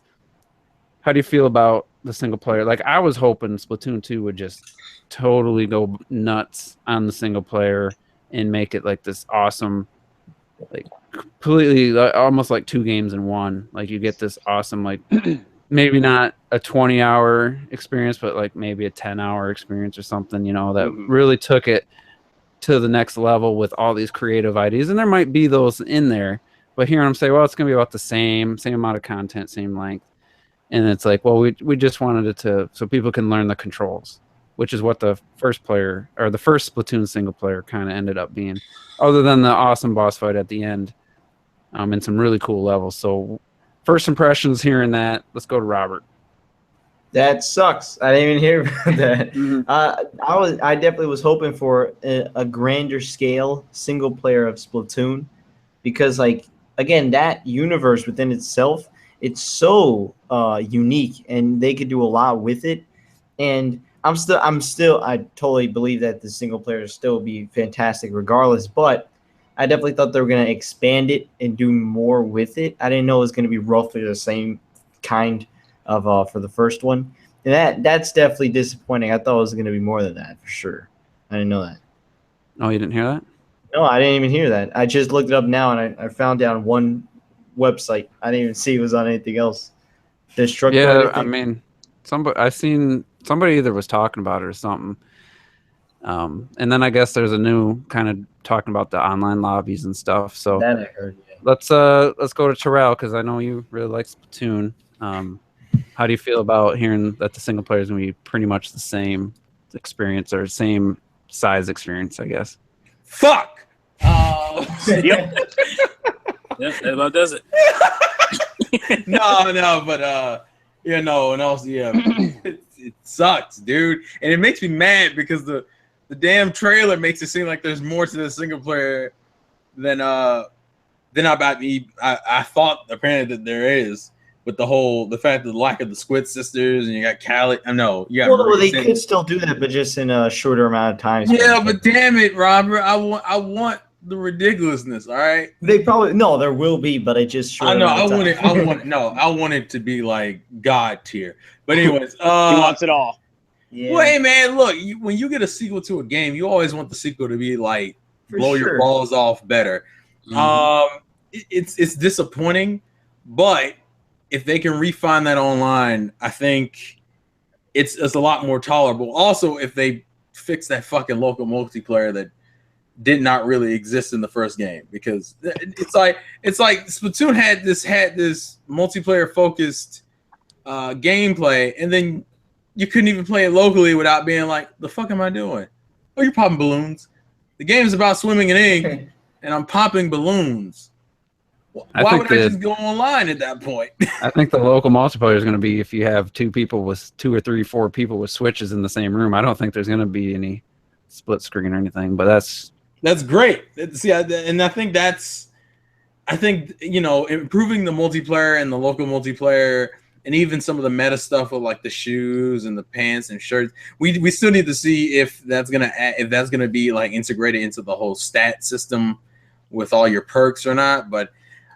I mean, the single player is just one aspect of the game. And for a lot of people, it wasn't even the main aspect. So part of me isn't surprised, because you would think, well, the first game didn't really give a shit about the single player that much. So the second game, you would think would put a little bit more effort into it. But once again, Splatoon is their multiplayer. It's like Call of Duty. The first, it's almost on the same tier of, the multiplayer is there, but you're going to do multiplayer. The single player is there. Why don't you just go to multiplayer? So, all right, let's go to Rob next, because I think I know what your feelings will be, but why don't you give us your thoughts on hearing the single player isn't going to be massively expanded? Yeah, so I mean, you probably do know what my feelings are going to be, but here's the thing: like I've been saying for a long time how much I thought there was so much potential for a freaking awesome single player, and I was hoping that they would do that back when we didn't know there was even going to be a sequel. But I have to say, as much as I want it, and as pissed as I am to hear that it's not there, I didn't expect it. And so that's kind of why I'm in this like numb sort of state about it all.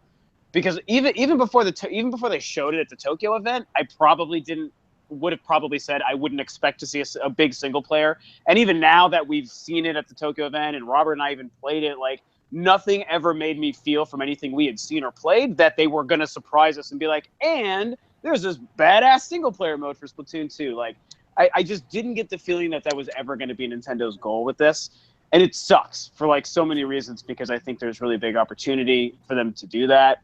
And I think also it's almost uncharacteristic of Nintendo in a way, because unless they give us a lot of other surprises we don't know about, it feels like they're not evolving this game much at all. And that's kind of disappointing, and that's not really typical of Nintendo. Like, it's their first...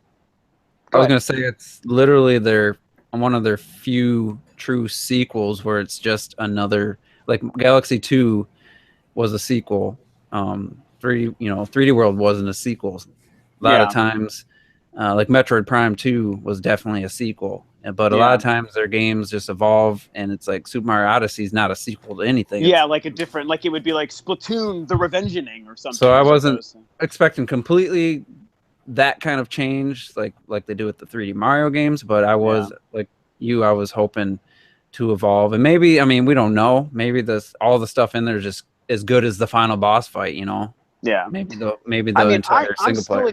I'm still excited to play whatever they've got because I loved that single player, and mostly because I saw potential, though, right? Like we all saw potential and wanted it to go somewhere. And I feel like unless things really change with the final version and surprises we don't know about, I think we've just learned that this might just be what Splatoon is, and it maybe is always destined to just be kind of this. The thing that I want, my last point, and you guys heard me say this before too, is I want the maps to feel more varied. If they're going to focus this much on the online and then do the sequel with no real single player stuff, like really change up the online and the multiplayer stuff. And I want really different maps this time, like different locations, different times of day. Like the Maui Resort.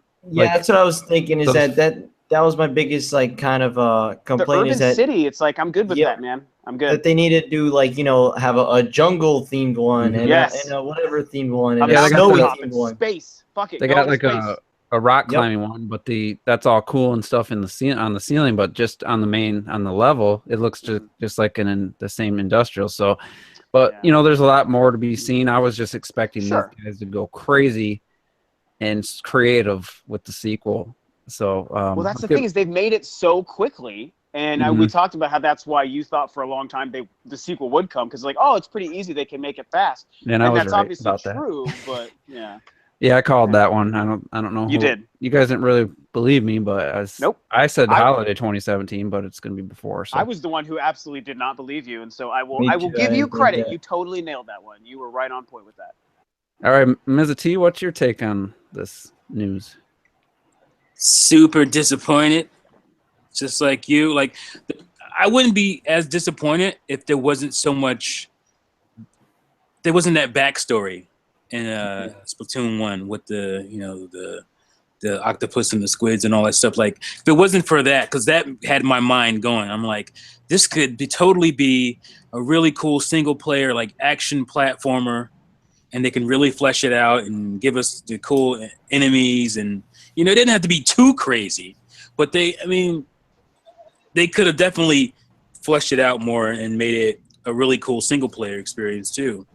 And I wouldn't have think it would have took that much to do that, because they had, like I said, they had a lot of the elements already there, the backstory and stuff. Like, it was all there. So I really wanted that. And then there was that stuff that looked like it got cut from the game because of time or whatever. I read somewhere it was because of time they cut a lot of stuff, like that side-scrolling thing that the side-scrolling squid stuff. Yeah, that was cut because they wanted to get the game out in time, and that's why you had a lot of stuff that wasn't ready for the game. But the game was so solid, the core game was so solid, Nintendo was like, all right, let's get this thing out, and then we'll put all the other stuff in as it comes. And that's I forgot where I read that. That's crazy. I never heard that. Yeah, that was really eye-opening. I was like, oh, that makes a lot of sense now. So all that, like, all the arcade stuff that they were going to do, like with the side-scrolling squid shooter game and all that stuff, hopefully that comes back because they've had time now. Hopefully at least that comes back. But I was definitely hoping they would flesh out the single player more. And I'm still holding out hope. Maybe it was a bad translation. Yeah, I don't know. That's pretty specific. We just want people to get used to the controls. Well, it's strange because they even set up saying, "Oh, it's 2 years after Splatoon 1." It's like that they're already trying to tell a story. Yeah. That was a weird thing. You're right. It's a story element, to say that. So it might be great, but I'm just really feeling it's going to be 4 to 5 hours again. Like, yeah, I'm gonna go in with low expectations and hope to be surprised. Man. Yeah, I mean, honestly, I would buy a Splatoon single player only like Super Mario Sunshine mixed with all kinds of crazy stuff from the single player we already got, and just this epic platforming shooting game. I would buy that game by itself. Hell yeah.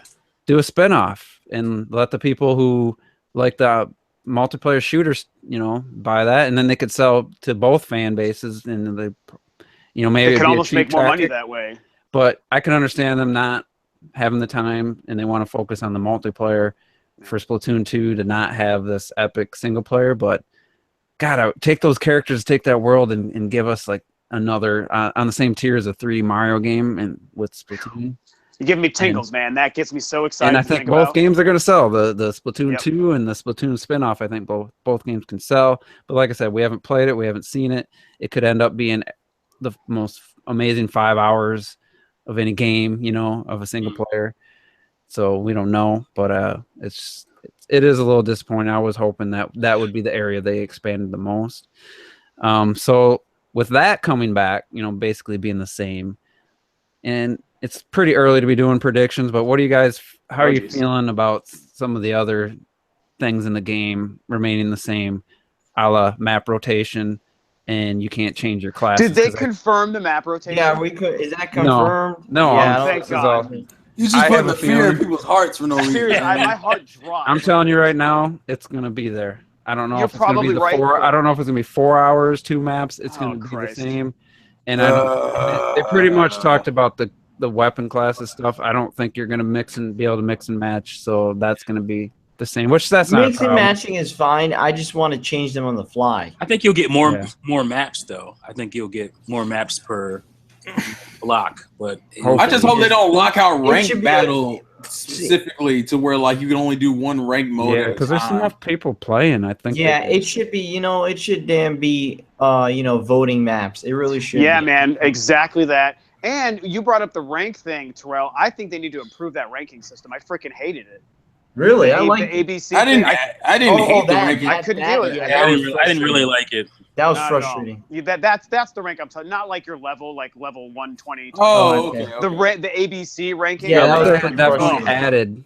It had frustration, but it also added a lot more, like drive. Yeah, and like, oh my god, we gotta win. I don't want to go drop down to a B-. Like it. Yeah, but now when you have randoms, it's like, it's. I just didn't like the fact that you could only play one ranked mode at a time every few hours. Yeah. I hope. I mean, I have a feeling that'll be very similar. I hope not. I hope it's like just have maps like Mario Kart 8 where everyone votes on a group of 5 or something. I mean, that is such a standard that like doesn't need to be changed for Splatoon, like an industry standard. I mean, on how that works in these kinds of games. Just let every map be available at any time based on whatever, even if it's just a random rotation within the game. Shit, man, like I can't play the same map 3 times in a row. I will turn the game off. Oh, here's the thing. Like I don't think anybody's ever talked about is the fact that waiting for a match. You won't be able to play that Squid Game anymore because there's no gamepad. Well, they could do it on the TV. They could, because they could minimize it so it takes up like a portion of your screen, so you see the countdown. It was better on the Wii. And we know we still have those arcade games. Anyway. I will say though, the last probably 40 hours of me playing Splatoon, I stopped playing the little games on the gamepad. Yeah, me too. I don't know. I would play them occasionally. Occasionally, but I wouldn't mind. Did they confirm if it's the same kind of hub world and stuff too? Did they say no? It's a different setting. Yeah, it's a different. But it's the same idea, right? Where you walk into the shoe shop or you go into that's okay. That's great. I think that's super cool. I like that. I think that works fine. I wouldn't change. Yeah, it's okay. It works fine. I just was curious if they said there was anything else. And the online, just to confirm, or so we're not like, oh, you guys forgot the elephant in the room. You can't communicate unless someone's on your friends list. Like you can be in a lobby with like 8 people, and let's say 3 of them are confirmed friends, then you guys can chat. But once the game starts, if you're on opposite teams, then you can't chat. You can only chat with your team. But if no one on your team's your friend, then you got no one to talk to. Yeah, I heard about that part. Bizarre. The friend only thing is a different thing for Splatoon compared to the rest of the industry, but that I think is ultimately fine. I guess. Yeah, I don't think it's fine. If you're paying for the damn service, you better be able to talk to anyone you want. That's a really good point. That is a good point. But what I will say is anyone who complains about the whole once the game starts you can't talk to the other team, that is a standard in every other shooter. No, yeah, that's that. So yeah, there's no reason for anyone. Depending on how much you're paying, like if it's literally $15 a year, I don't think you could really complain. I mean, I'm you're still because I absolutely. Yeah, but you're still paying for the service. I absolutely don't want to talk I don't to. care if it's 15 cents a year. I'm paying. I'm Yeah, sorry, if you're gonna Robert. make me pay for it, I get to do what the hell I want at that point. Yeah, I if did- I'm paying with my own service, you might as well let me talk to the people that I'm paying it for.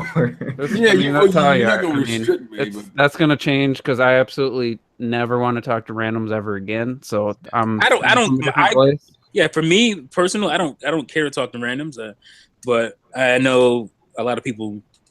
Some want people that. do. So yeah, well, just no, to I'm give you about to guys say some because perspective. I'm gonna say yeah, because on the personal level, I don't give a damn about talking to randoms. It's just more of the principle of it, if anything. Well, all you should do is just press start. Hey, voice options, friends only, everyone, no one. Yeah, That's about to all say you have to do. Smash Brothers All allows you you to have to turn do. off the mic if you don't want to talk to nobody. That's all it should be, and it should be that simple. But if That's they don't true. have that option, it's dumb. Yep. Just like that 80s James Belushi movie. It's the principle, man. Yeah. I just can't. I can't get mad. That's the one thing. Back when Splatoon 1 was coming out, like you can't talk with randoms. I'm like, I can't get mad because I never want to talk to randoms ever again. I've had enough talking to randoms in my life, Robert. If I didn't know I've you, had good conversation with people on Black Ops 1. Well, you but if just I didn't start know talking you, shit I wouldn't anyway. want to hear. Like, if I didn't know your personality and stuff, I wouldn't want to hear you talk. Like, so Y'all be I sitting there mean, playing Splatoon. He'd be like, "Hey man, have you want to join my clan?" So, hey, I'm the naked clan. but Team we'll Nude see. Clan. I mean, You know, racist 13-year-olds trying to turn you off. Yeah. Kinda turn you- Well, luckily, I don't think Juice and them have to deal with that. So Well, I'm just glad I haven't had to deal. Like, I'm Black Ops 2 Ghost on the Wii U. I just instantly mute everyone. Like that's my See- first thing I do.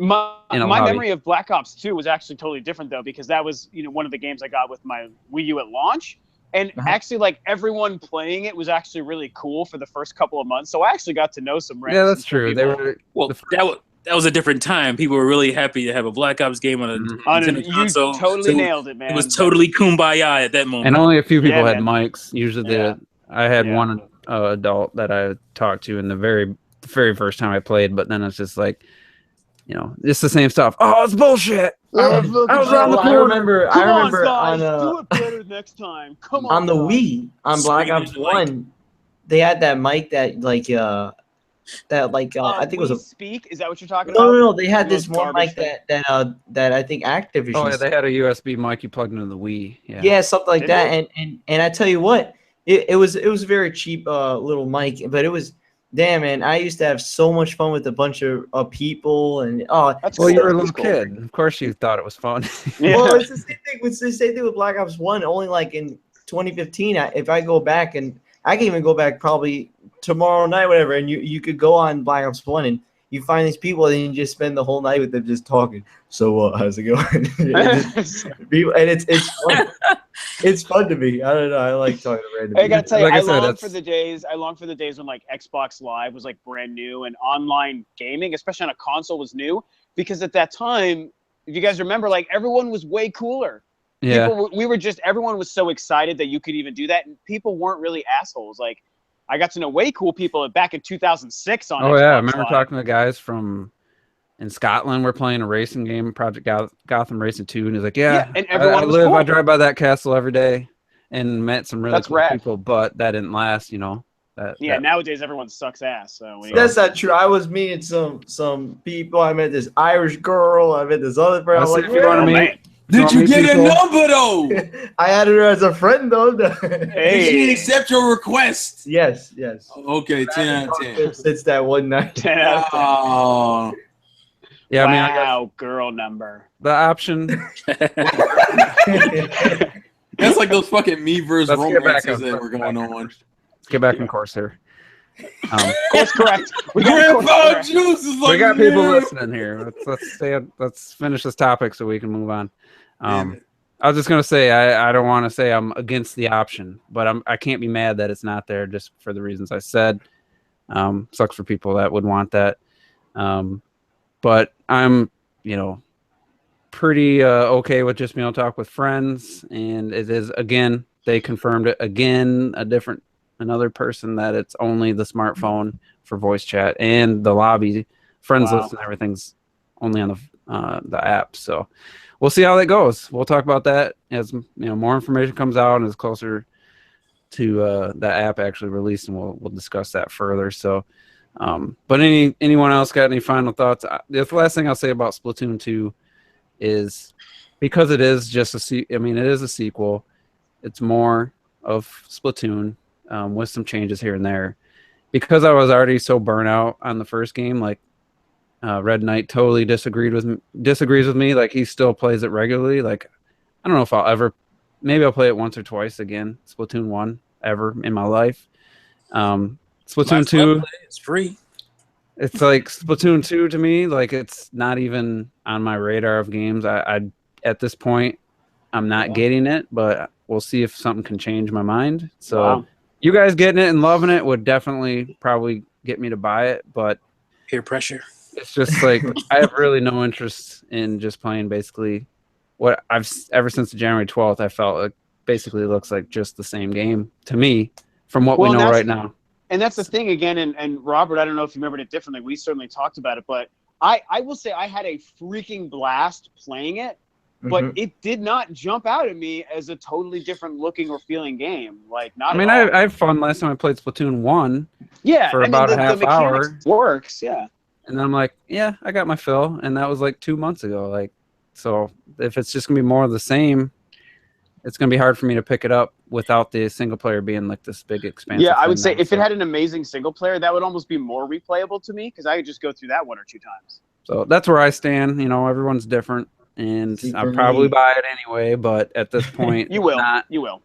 It's nothing I'm really like. To me, that's when I might like. I'm thinking August, so I'm like, maybe that's when I'll pick up Horizon Zero Dawn, like because there won't be, there might not be as much to play right July and August. So, but anyway, just so everybody knows where I stand, it's not in. Like I think I'd get Mario Kart 8 Deluxe before Splatoon 2 right now, so. It's crazy. But anyway, that's my final take on Splatoon 2. So what do you guys, if anybody else has anything they want to say before we move on?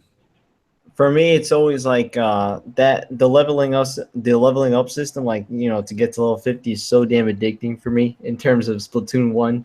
And that's what drove me to, you know, to keep playing more, to be like, I'm so close to level 50. How much have you played it since then? No, not that often at all. That's what I mean is that once I hit the level cap, I bought like everything in the damn store. I 100% the single player. I mean, I've played over 500 hours. I think I'm good enough of Splatoon 1.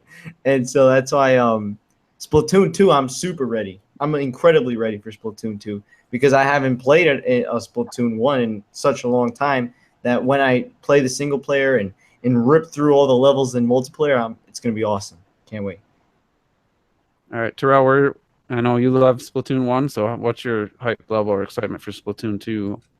It's like halfway. For me, I did probably one of the reasons why I liked it so much is because it was a shooter that I actually got involved in and kind of wanted to learn some of the meta tricks and even like try to re-roll like outfits to get the right perks and everything.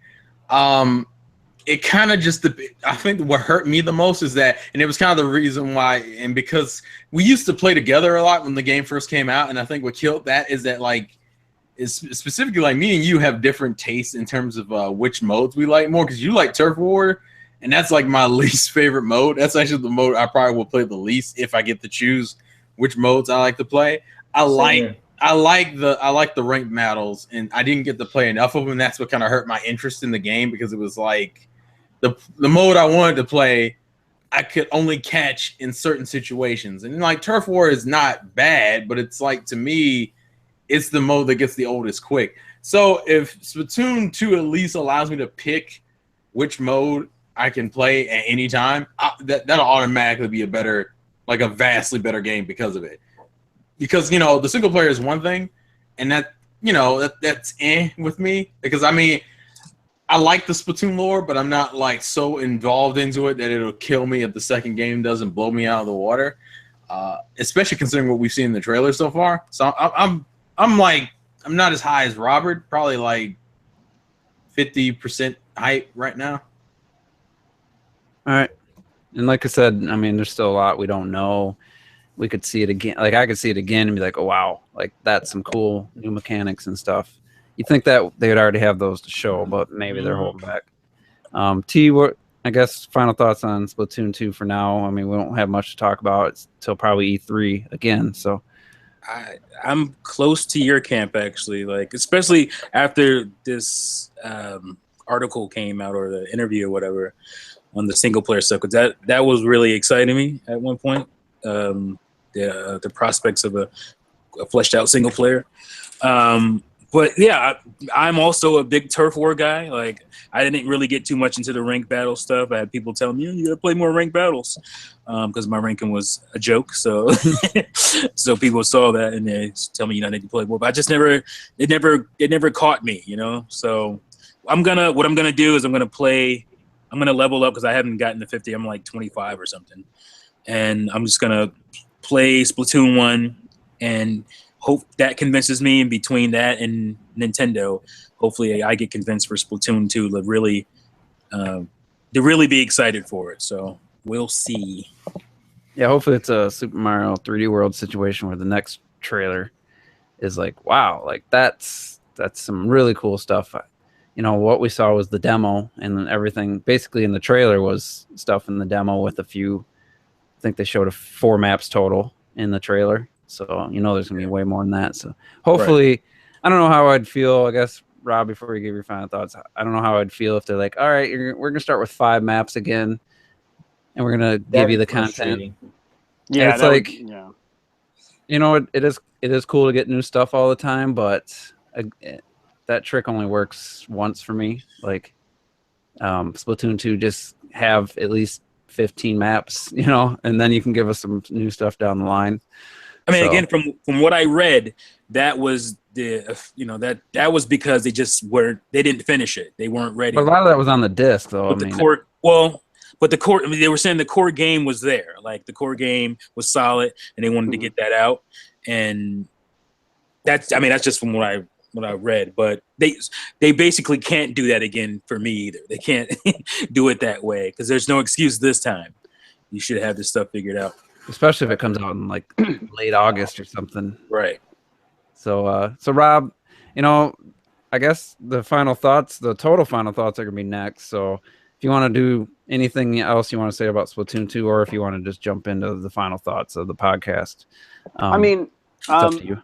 I still maintain like a pretty high level of excitement for Splatoon 2. Like we're kind of harping on a lot of the problems that seem to be coming from 1 over to 2, and I agree with those problems, obviously, but I can't deny just how good the gameplay is. And if the content's meaty enough, even like on the multiplayer front, man, I'm gonna hate that freaking rotating map thing. But I'm a sucker, man. I'm probably still gonna pick it up, and I think it'll still be really good. So the problems are legit, and I really hope Nintendo addresses them with Splatoon in the future. But I still think Splatoon 2 is gonna be a lot of fun. So my final thoughts are: I'm frustrated. I wish things were different, but I'm probably still gonna buy into it. So. That's pretty much it. You want to give just go into your final thoughts, I guess, for the podcast? So yeah, sure. I guess. I mean, it was I thought it was a good podcast. I like doing the game again. That was a lot of fun. We'll see if we start changing that stuff up in the future. And I can't think of anything else. It was a hell of a Super Bowl last night. That's it. I think that's it.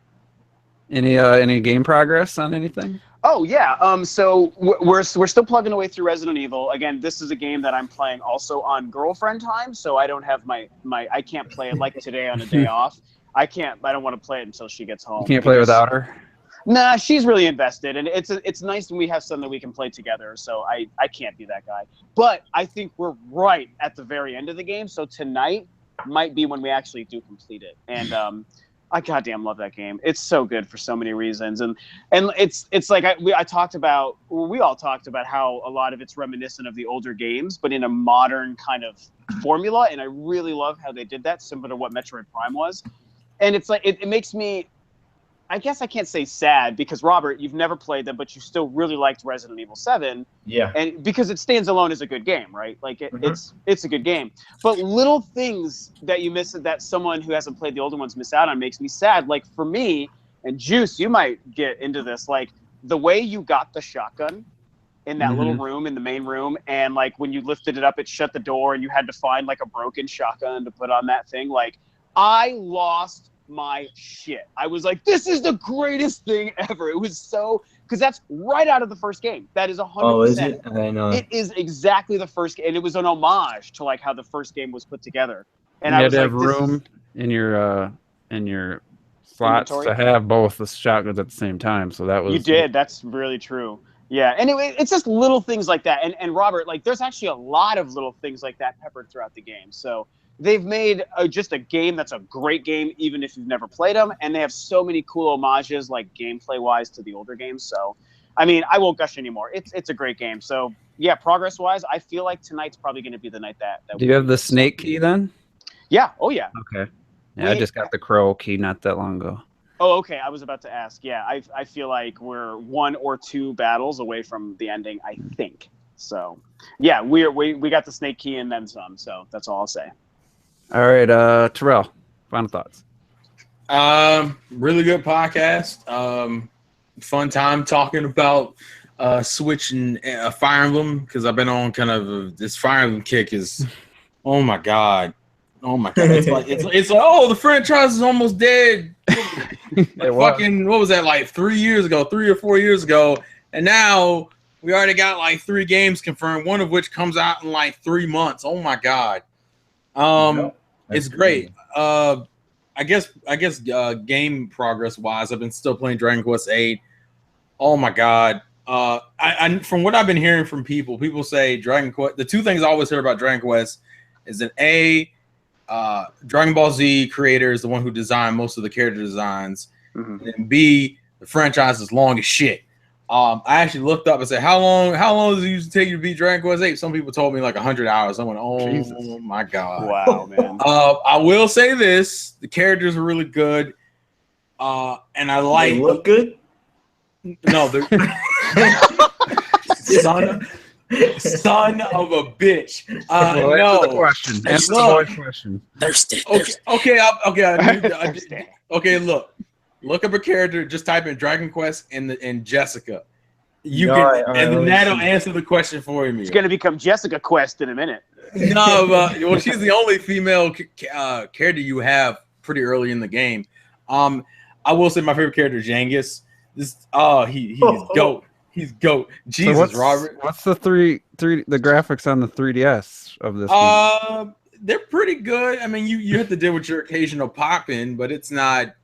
Is it 3D? It's a 3D like polygon. Yeah, it's a port from the PlayStation 2. So yeah, it's a full 3D game. They did make some improvements, like there's no random battles. You can actually see the monsters walking around, so you can choose whether or not you want to interact with them. Although the dungeon design leaves you go, well, you're going to end up running into a whole bunch of them anyway.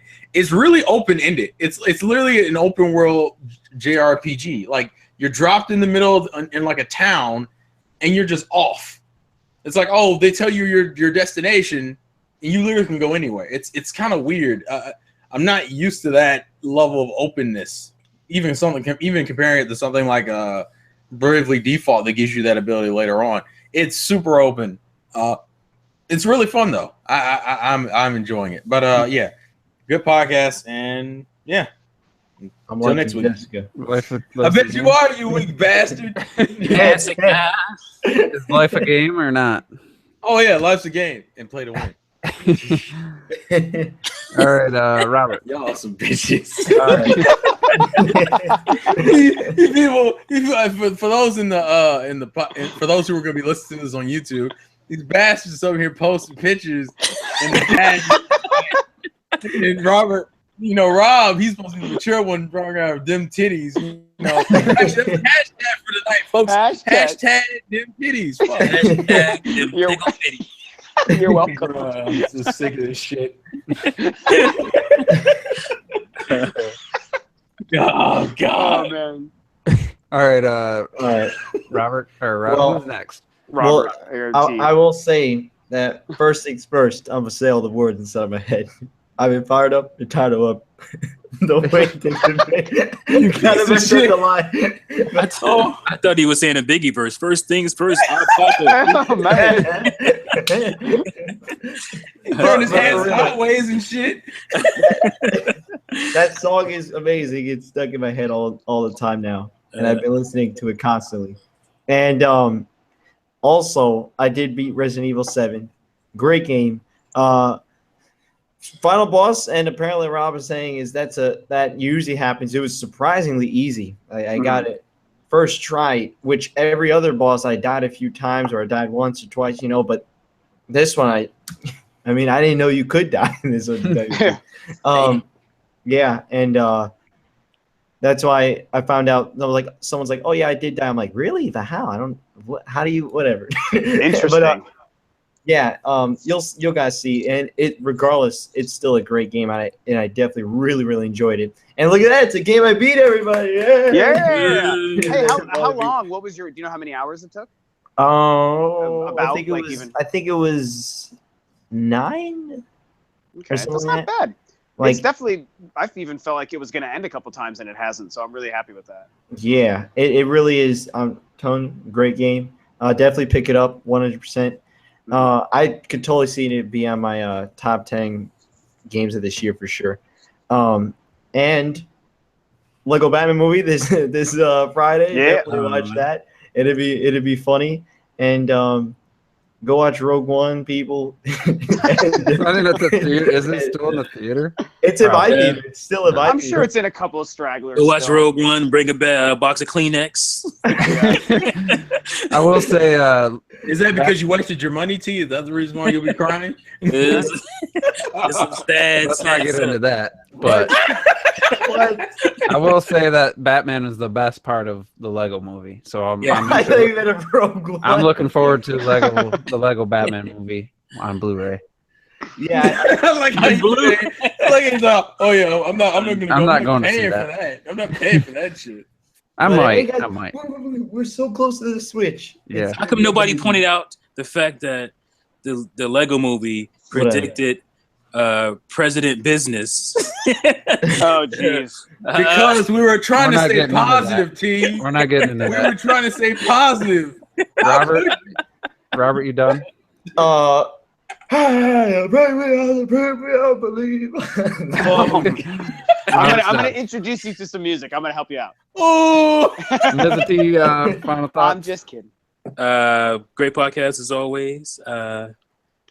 Somehow doesn't seem like we're gonna get that past that 2 hours, but somehow we seem to do it every time. Yeah. Because we can't shut our damn mouths. And we're excited for the Switch, of course, and riding the hype train. And like I always say, play Nintendo fools. You got some videos coming out? I mean, you thought you're gonna have a few more videos coming out. I do. Okay. Look at you putting your own blast up there with the video. I'm ready.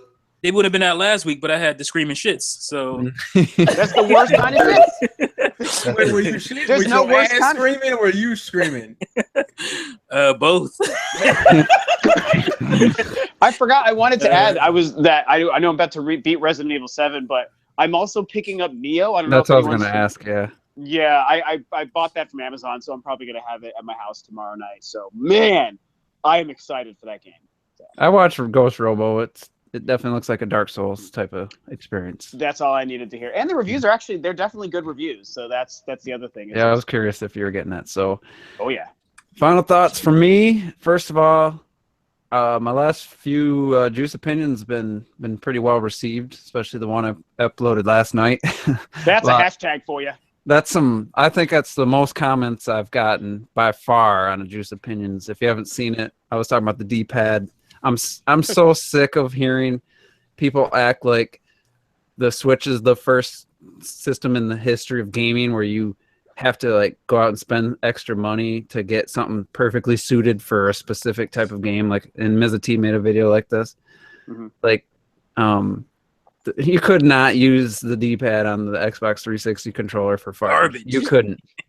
Fact. And you had no other option. So it sucks for Nintendo only guys who've never had only support Nintendo, that they're used to that D-pad, even though I think the Wii's D-pad was a little to be desired. It was a little too pointy and it was very small. Small. It wasn't very comfortable. It didn't have rounded edges. Yeah. It was like I was getting stabbed in the hand every time I wanted that's why that's why I really couldn't get into that game D-pad. Yeah, that one was pretty tiny too. So, but I just I had this quick inspiration.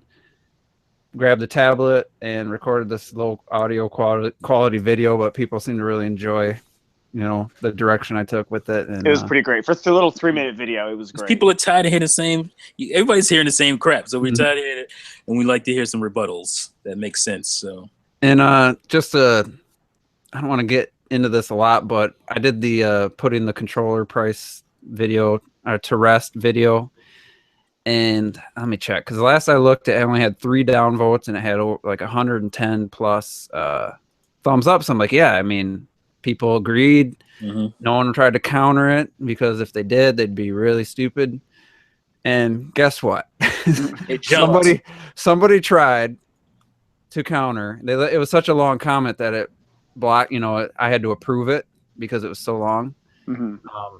Yeah, 118 thumbs up, 3 down. So obviously, people agreed with it. I think I made nothing but factual, like, good points that you really couldn't argue it. So some dude put this multi-paragraph talking about, well, if you're gonna have the Switch for party situations or a family of 4, you're gonna need to spend a lot more money. And he went through, not only listed the item and the price, but the reason you would need it.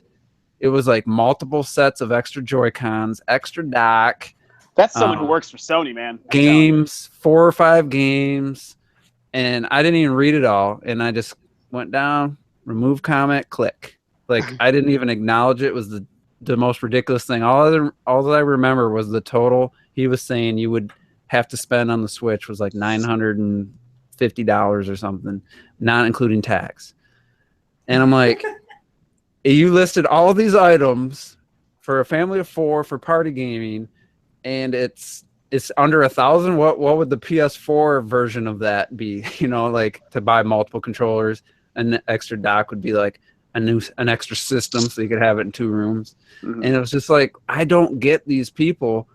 Like, why is it the Switch that has all this extra stuff, like no other game system ever comes out, and you have to buy extra stuff? I mean, if you want to play 2 players, if it has frickin' couch go up, which PS4, as far as I don't know any games that do, other than Madden and stuff and 2K. We have Diablo 3. That one is couch. Okay. I mean, you got to buy an extra controller for extra people to play it locally. Like, that's like, I spent $60 to be able to play that one game. It's always been the case. And it's always been their way. Other than a few Nintendo systems, few other systems at launch, you had to go out and buy a game. Like, it just boggles my mind that people are they just are that blind to the hypocrisy, the double standard. Like, this dude must have spent at least a half hour to type He that spent the whole comment. night. He tells his boss, he's like, I got to go home early. I've typed way shorter comments in it at work sometimes. I'm like, damn, 10 minutes just went by. Like, I'm trying to say it and make clear points. Yeah. This guy, at least a half hour had it, and I just barely read it and deleted it. All that time, and you just whoop. I'm glad it never was seen, because it was instantly put in the approved section, so it was never seen by anybody. That's cool. Like, really? Like, people are just that. Is it just because it's Nintendo? Is it just because it's Nintendo? It has to be. It has to be. Like, that's what happened with my last video, stupid Nintendo Switch bitching. Like, it started off really positive, like with the upvotes. I'm at 76 downvotes now. Wow. Wow. I'm over I've yet to watch 700 that. views though. I'm over 700. Really? Which one was that? I missed. The last one I did, the stupid Nintendo Switch. Oh, with the bitching? controllers. Yeah, because you have to have like the fishing controller and stuff. Like, yeah.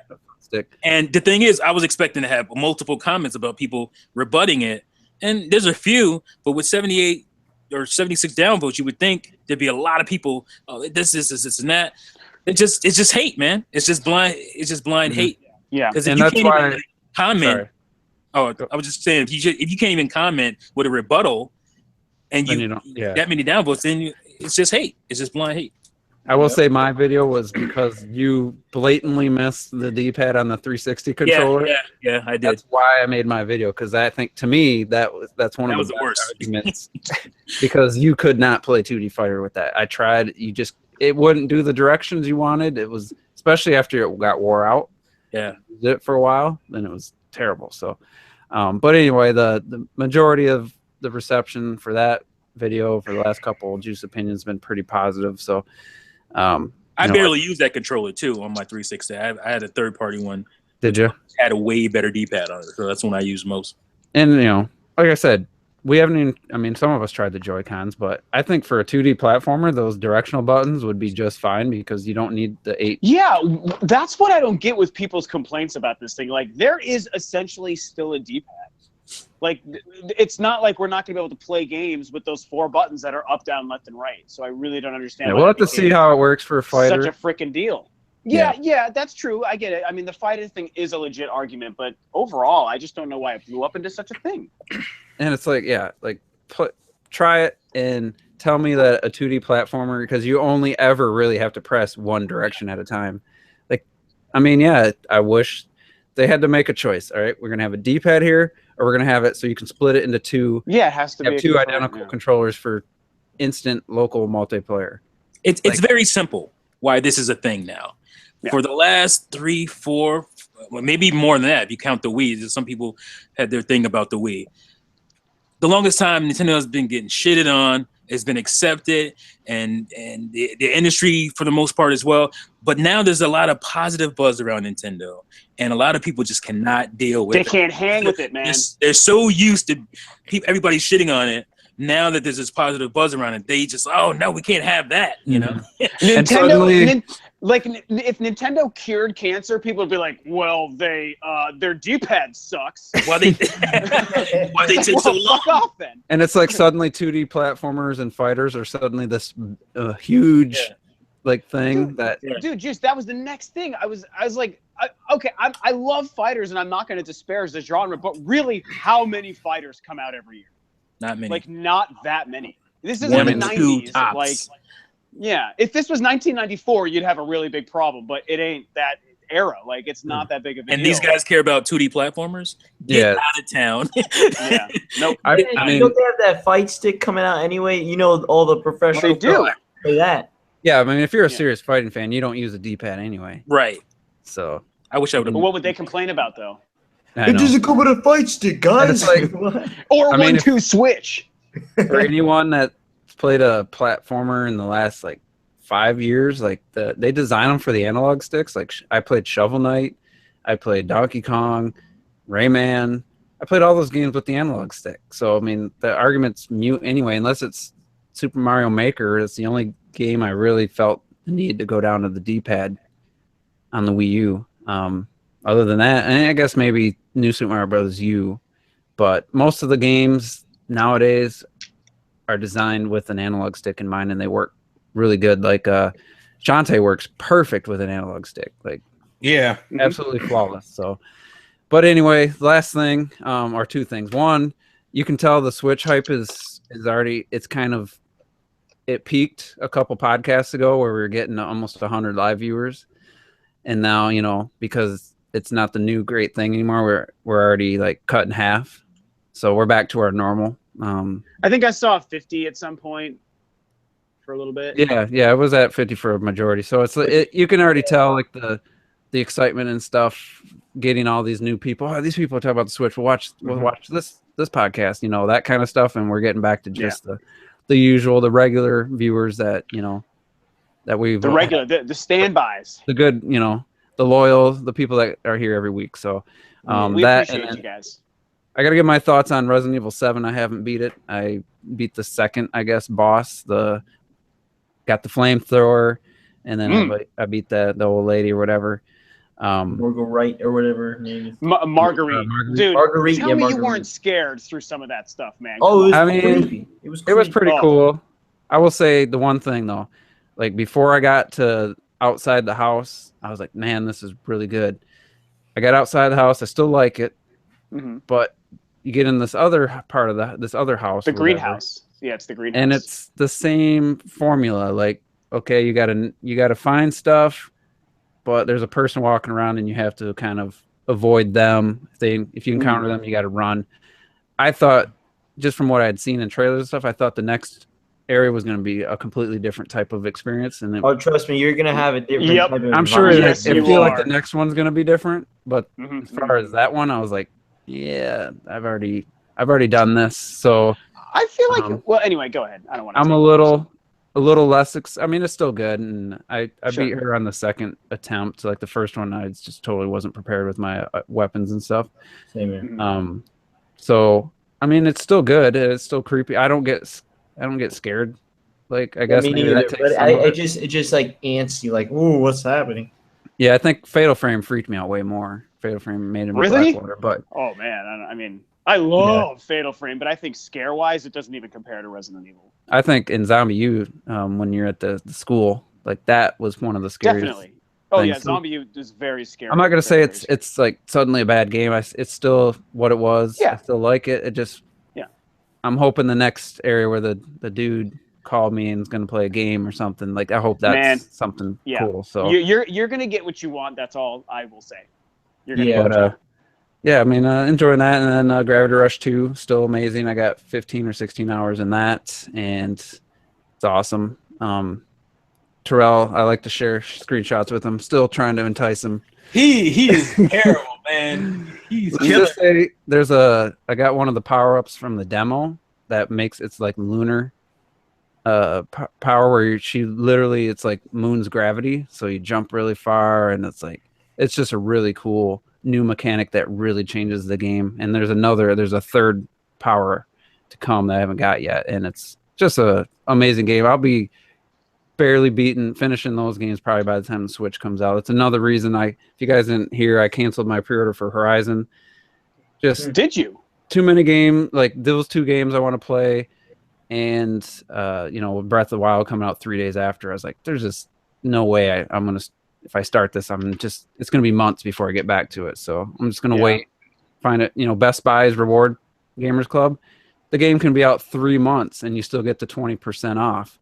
So if it's a $40 game, then I get 15 or 20% off. At some point you get a little less off, but it doesn't go away. It's not like Amazon where you have to pre-order it basically. Oh, that's awesome. So if that game hits 40, then I'll get it for 30, So might as well, I'm going to wait. I think there's going to be a little bit of a lull on the Switch in like July, maybe early August. So, but yeah, there's just so much to do left in Gravity Rush and Resident Evil, and TV shows all came back on, and Walking Dead's coming back. So it's like there's just not enough time. But anyway, that's going to be it. Good podcast, good discussion, and hopefully Nintendo will drop some news and stuff. I know Rob's latest video asking if there's going to be a direct. I think that's a good question.